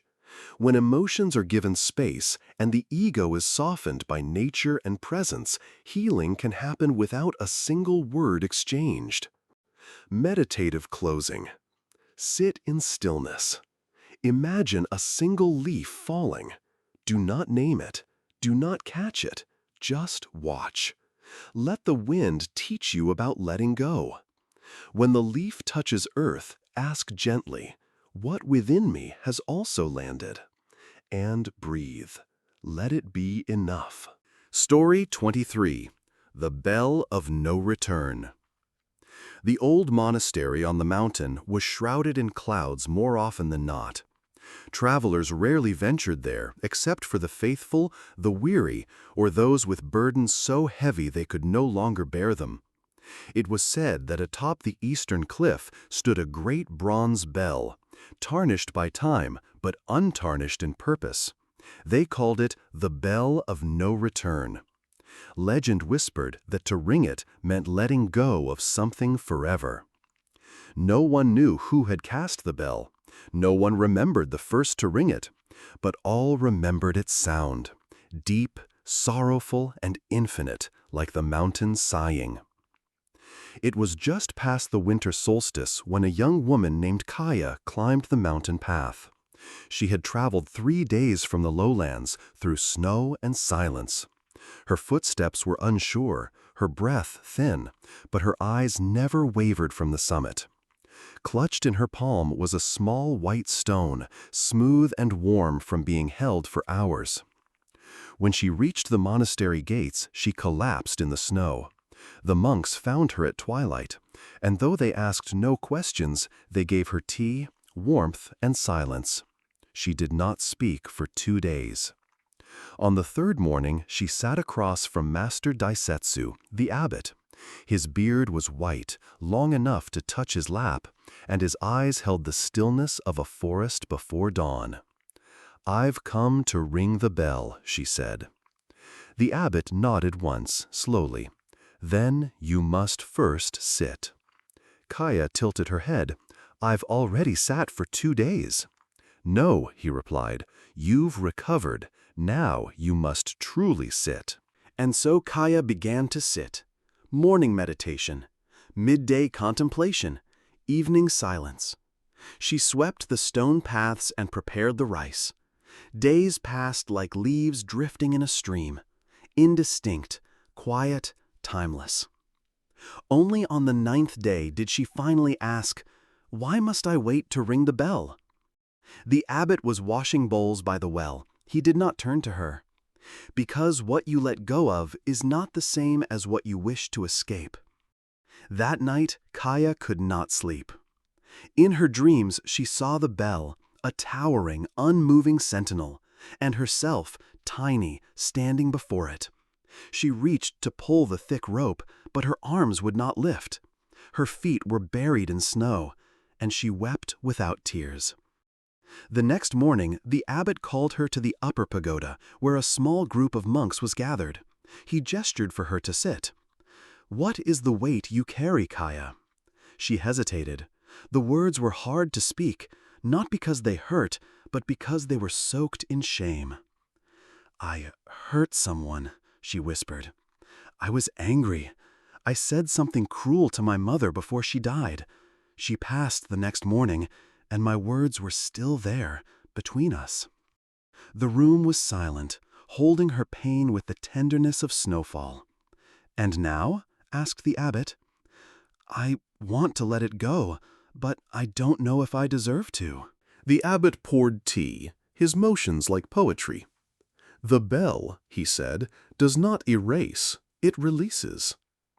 Kaya frowned. "What's the difference?" To erase is to pretend something never happened. To release is to accept it fully and let it float away like a lotus on the river. She thought about this for a long while. That afternoon, she climbed the cliff path with the abbot beside her. The wind was strong, and the clouds had lowered until the bell stood half-veiled in mist. It was enormous, green bronze, mottled with moss, a rope thick as her arm trailing down from the clapper. "No words are needed now," said the abbot, "only presence." Kaya stepped forward. She placed her white stone at the bell's base. It was a tradition, a symbol of what one released. Some stones were etched, some were broken. Hers was whole. She closed her eyes and breathed. The wind died. And then she pulled the rope. The bell rang, low, slow, and long. It reverberated through her chest, through the cliff, through the bones of the mountain. It felt like grief, and then it felt like grace. Tears streamed down her face, not from sorrow, but from surrender. For a moment, she imagined her mother standing beside her, smiling, not with forgiveness, but with understanding.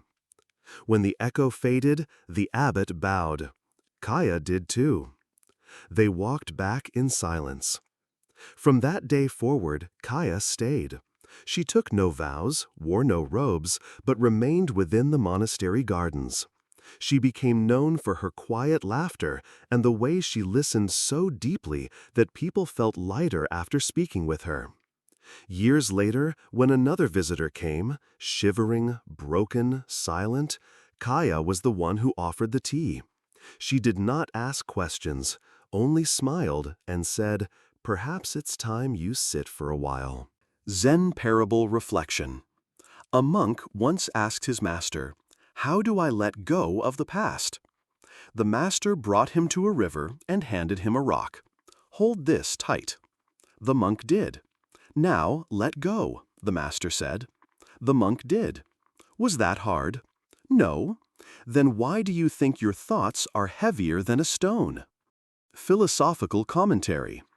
To ring the bell of no return is to participate in one of life's great paradoxes. We do not heal by forgetting, but by remembering with clarity, compassion, and courage. We do not earn forgiveness through punishment, but through presence. Zen teaches us not to suppress emotion, but to hold it gently until it softens into understanding. Psychological reflection. Kaya's journey is a mirror of many who carry guilt and regret. In psychological terms, her silence represented avoidance, and her sitting, mindful stillness, was the process of integration. When the abbot says, "To release is to accept fully," he echoes modern trauma work, where healing comes from feeling the past without being trapped in it. The bell becomes a ritual of closure. Not denial, not forgetting, but ritualized acceptance. Meditative closing. Close your eyes. Breathe in deeply. Breathe out slowly. Imagine standing before the great bronze bell. Feel the rope in your hands. What would you place beneath the bell today?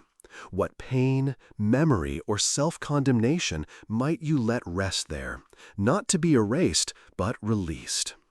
As you exhale, hear the deep resonance of the bell in your heart. Let go. You are not your past. You are the silence after the bell. Story 24. The Wind That Never Rests. In a small village tucked between mountains and mist, where the dew hung in the air like delicate thoughts not yet spoken, there lived a boy named Ren. He was born with legs that would not walk and a mind that never slept. The villagers often spoke of his stillness, how he sat beneath the old apricot tree every morning, staring at the horizon as if waiting for something none could see. Ren was not bitter. His eyes were deep and quiet like the bottom of a well, and his smile came gently like leaves falling in autumn. His father, a potter, often worked late into the night, while his mother swept the earth before their home like it was a sacred floor of a temple. They loved Ren in the way mountain people love things, without words, through small, enduring gestures. Though his body stayed in place, Ren's thoughts ran far. He imagined clouds as wandering monks, the wind as a restless teacher, and the passing seasons as Zen riddles. One day, a traveling monk came through the village. The villagers offered him rice and fire, and he in turn offered them stories. But it was Ren who asked the monk the question that startled even the sky. "Master," Ren said, voice as still as his body, "what is the wind chasing that it never rests?" The monk looked at him long, then answered, "The wind chases the silence it once disturbed." That night Ren could not sleep. The wind whispered through the wooden shutters of his home, not fierce, but searching. It curled around his thoughts and stirred something ancient in him. The next morning, Ren asked his father to help him reach the top of the hill where the old temple ruins lay. It was a long journey for someone who could not walk, but the father agreed without a word. They prepared a wooden cart, lined it with blankets, and began. The path was steep, scattered with stones and the bones of time. As the cart jostled, Ren closed his eyes and let the wind brush against his cheeks, trying to listen to what it wanted to say. They arrived by sunset. The temple was now only fragments, pillars laced with moss, the roof collapsed into memory, and walls broken like verses unfinished. But at the center stood the statue of a meditating Buddha, still and serene, as if time itself had bowed before it. Ren asked to be left alone. His father hesitated, then nodded, retreating behind a veil of trees. Ren sat before the statue. The wind circled him like a dog, unsure whether to stay or go. He watched the clouds move, and for the first time he felt something in his chest tremble.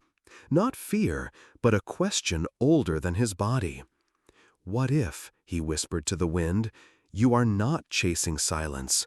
What if silence has always been within you?" And then silence answered. Not in words, but in the sudden stillness of everything. The birds pausing mid-flight, the leaves ceasing their dance, even the wind itself holding its breath. In that hush, Ren saw a vision, not with his eyes, but with the inner sight of being. He saw himself walking, not on legs, but on thoughts. He saw his father crying, not from grief, but from understanding. He saw the wind bowing before him, finally at rest. From that day on, Ren became known as the boy who listened to the wind. People from nearby villages came to sit with him, not for answers, but for the silence between their questions. He spoke rarely, but when he did, his words fell like drops of ink on thirsty paper. One afternoon, a woman came, weeping. "My daughter has passed," she said, "and I can no longer find meaning in the rising of the sun." Ren looked at her gently and asked, "Have you ever listened to the wind at dawn?" The woman shook her head. "Then go," Ren said, "go when the sky has just begun to blush. Sit where the wind brushes the grass and ask nothing. Only listen." She did. And days later she returned, not with answers, but with peace. Years passed. Ren never walked, but he traveled through the hearts of thousands. The apricot tree under which he first sat grew wider, its branches like arms holding the sky. Beneath it, Ren aged not in body, but in presence.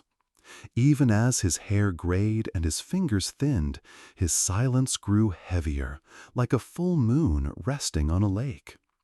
One evening, as the last light kissed the hills and the wind hummed a lullaby, Ren closed his eyes. He did not wake again. But the wind did.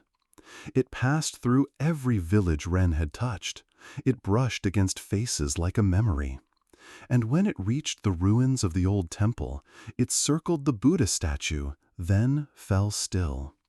From that day, the villagers said the wind had changed. It still moved, still danced and howled, but it no longer searched. It had found its silence, in the boy who once asked it why it never rested. And somewhere, beyond the clouds, perhaps the wind and Ren walk together, two wanderers finally at peace. Zen parable inside the story. A disciple once asked his master, "Why do the enlightened sit still while the world moves?" The master replied, "Because they know movement is just the wind trying to remember silence." Philosophical commentary. This story speaks to the paradox of motion and stillness. Ren's physical paralysis is juxtaposed with his profound internal movement. In a world obsessed with doing, achieving, and going, this tale reminds us that sometimes the deepest journeys are made in stillness.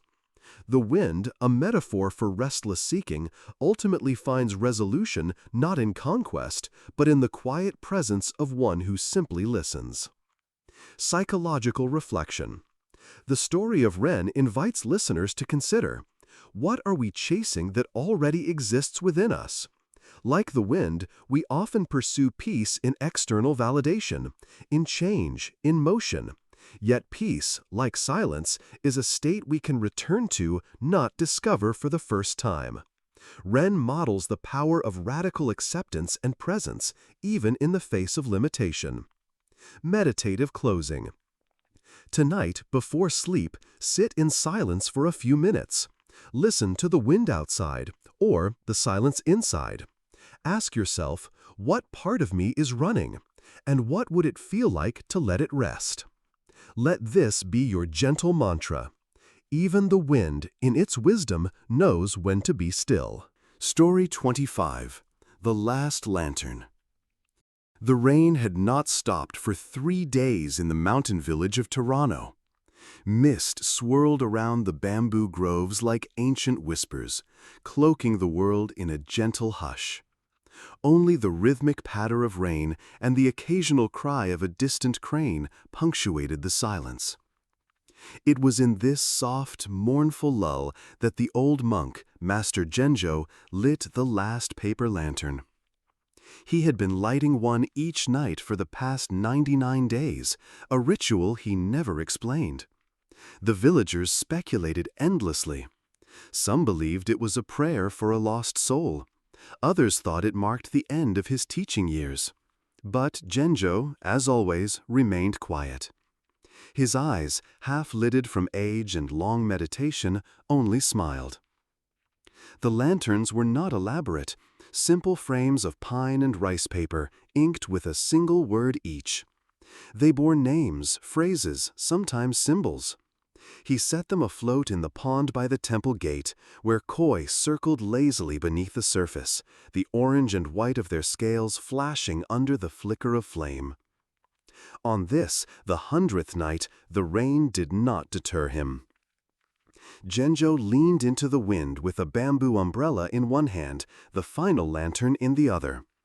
The paper had already begun to wilt from the damp. Still, he moved calmly to the pond's edge, bowed to the water, and whispered a single name before releasing the lantern into the night. Akemi. The lantern rocked gently, its flame flickering as the rain tried to snuff it out. But it held, glowing like a secret hope, bobbing toward the center where the others had gone before, now melted into memory. Behind him, a young monk named Sota watched.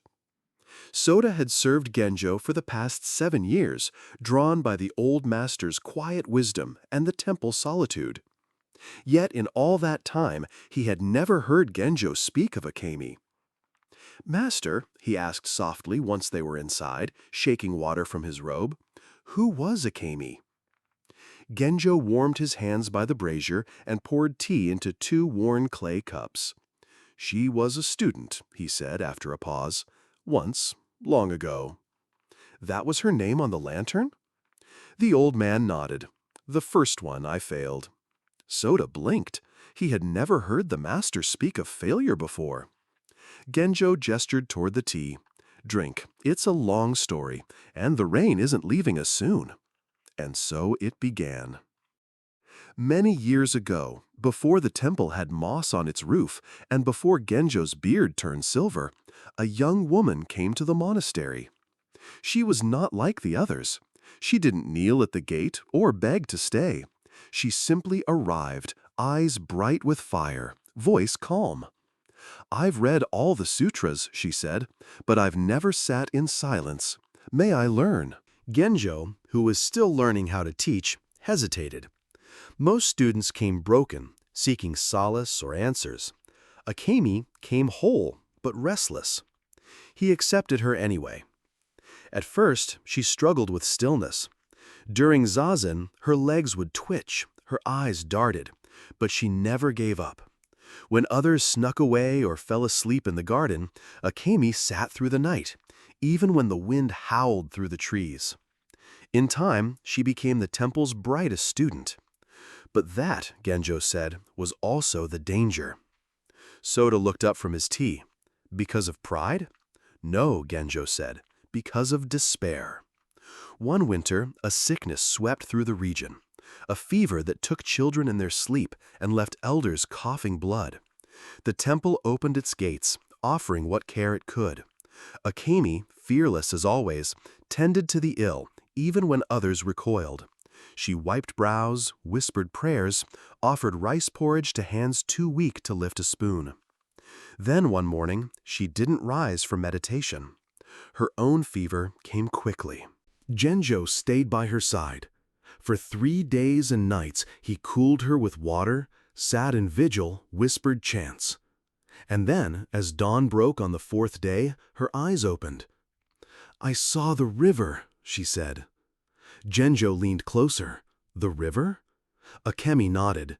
"It was wide, silver. There were lanterns on the water. So many, but I couldn't cross." He asked nothing more. By spring, she had recovered, but something had changed. She no longer smiled. During practice, her gaze drifted. She spent hours alone by the pond, watching the koi, never speaking. Finally, Genjo sat beside her. "You crossed back," he said gently, "but something stayed behind." Akemi looked at him, tears barely held in her eyes. "What do you do when you return, but your heart doesn't?" He didn't answer, because he didn't know. A week later, she was gone. She left before dawn, no note, no farewell. Only her sandals remained by the temple gate. Years passed. Letters came, infrequent and brief. She traveled to Kyoto, to India, to Nepal. She studied with other monks. Sometimes she taught. But each letter grew shorter. The last was only a single sentence. "I cannot find the river again." After that, silence. Until news came, many years later, from a temple in the north. A wandering nun had collapsed on their steps. Her robe was worn, her hair streaked with gray. She carried no possessions. She whispered only one word before passing: "Genjo." The old master leaned back, his eyes misting, not from the rain. "I lit the first lantern that night, for her, to guide her across the river she once saw. And each night since, I lit another, for each student I have taught, not just those who died, but those who wandered, those who forgot, those who returned to the world." Soda sat very still. "I thought we lit lanterns only for the dead," he said. Genjo smiled softly. "No, Soda, we light them for the living, so they remember how to return." Outside, the rain began to soften, and in the pond, the last lantern still glowed. Zen parable, the empty teacup. A scholar came to visit a Zen master. "Teach me everything you know," he demanded. "I have read hundreds of texts." The master smiled and poured him tea, and poured until the tea overflowed the cup and spilled onto the floor. "Stop!" cried the scholar. "Can't you see the cup is full?" The master replied, "Exactly. You are like this cup. So full of your own knowledge, there is no room for anything new. Empty your cup." Philosophical reflection. We often assume that learning is accumulation, but Zen reminds us it is unlearning. The brightest students may forget humility. The strongest wanderers may lose their way, not out of weakness, but out of silent sorrow they never share. The path back is not always through wisdom. Sometimes it is through grief. To light a lantern for another is to say, "I remember you, I forgive you, I await you." Psychological insight. Akemi's story mirrors many who burn out after spiritual highs. When the experience of awakening fades, the loss can feel like death. Survivors of trauma, illness or depression often find that the return to normal life feels impossible. They feel disconnected, alien in familiar spaces. Lighting a symbolic lantern for ourselves or others is a powerful act of ritualized memory. It says, "You are still seen. You are still loved. Even when lost, you belong." Meditative closing. Tonight, take a moment. Close your eyes. Picture a still pond. In your hands, a lantern, a single name written on it. Someone you miss, someone who drifted, someone inside yourself.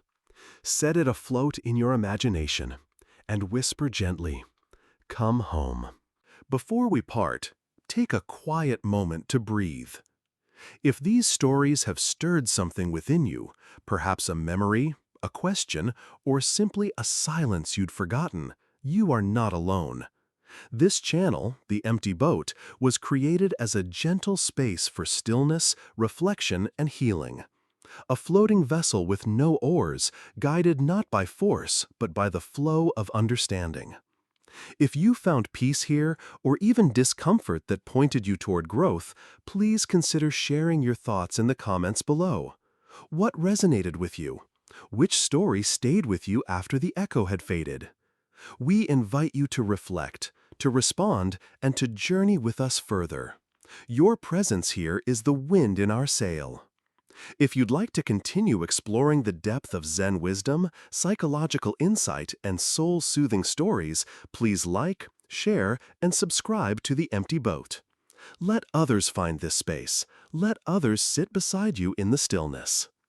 Until our next crossing, be well, be present, be empty.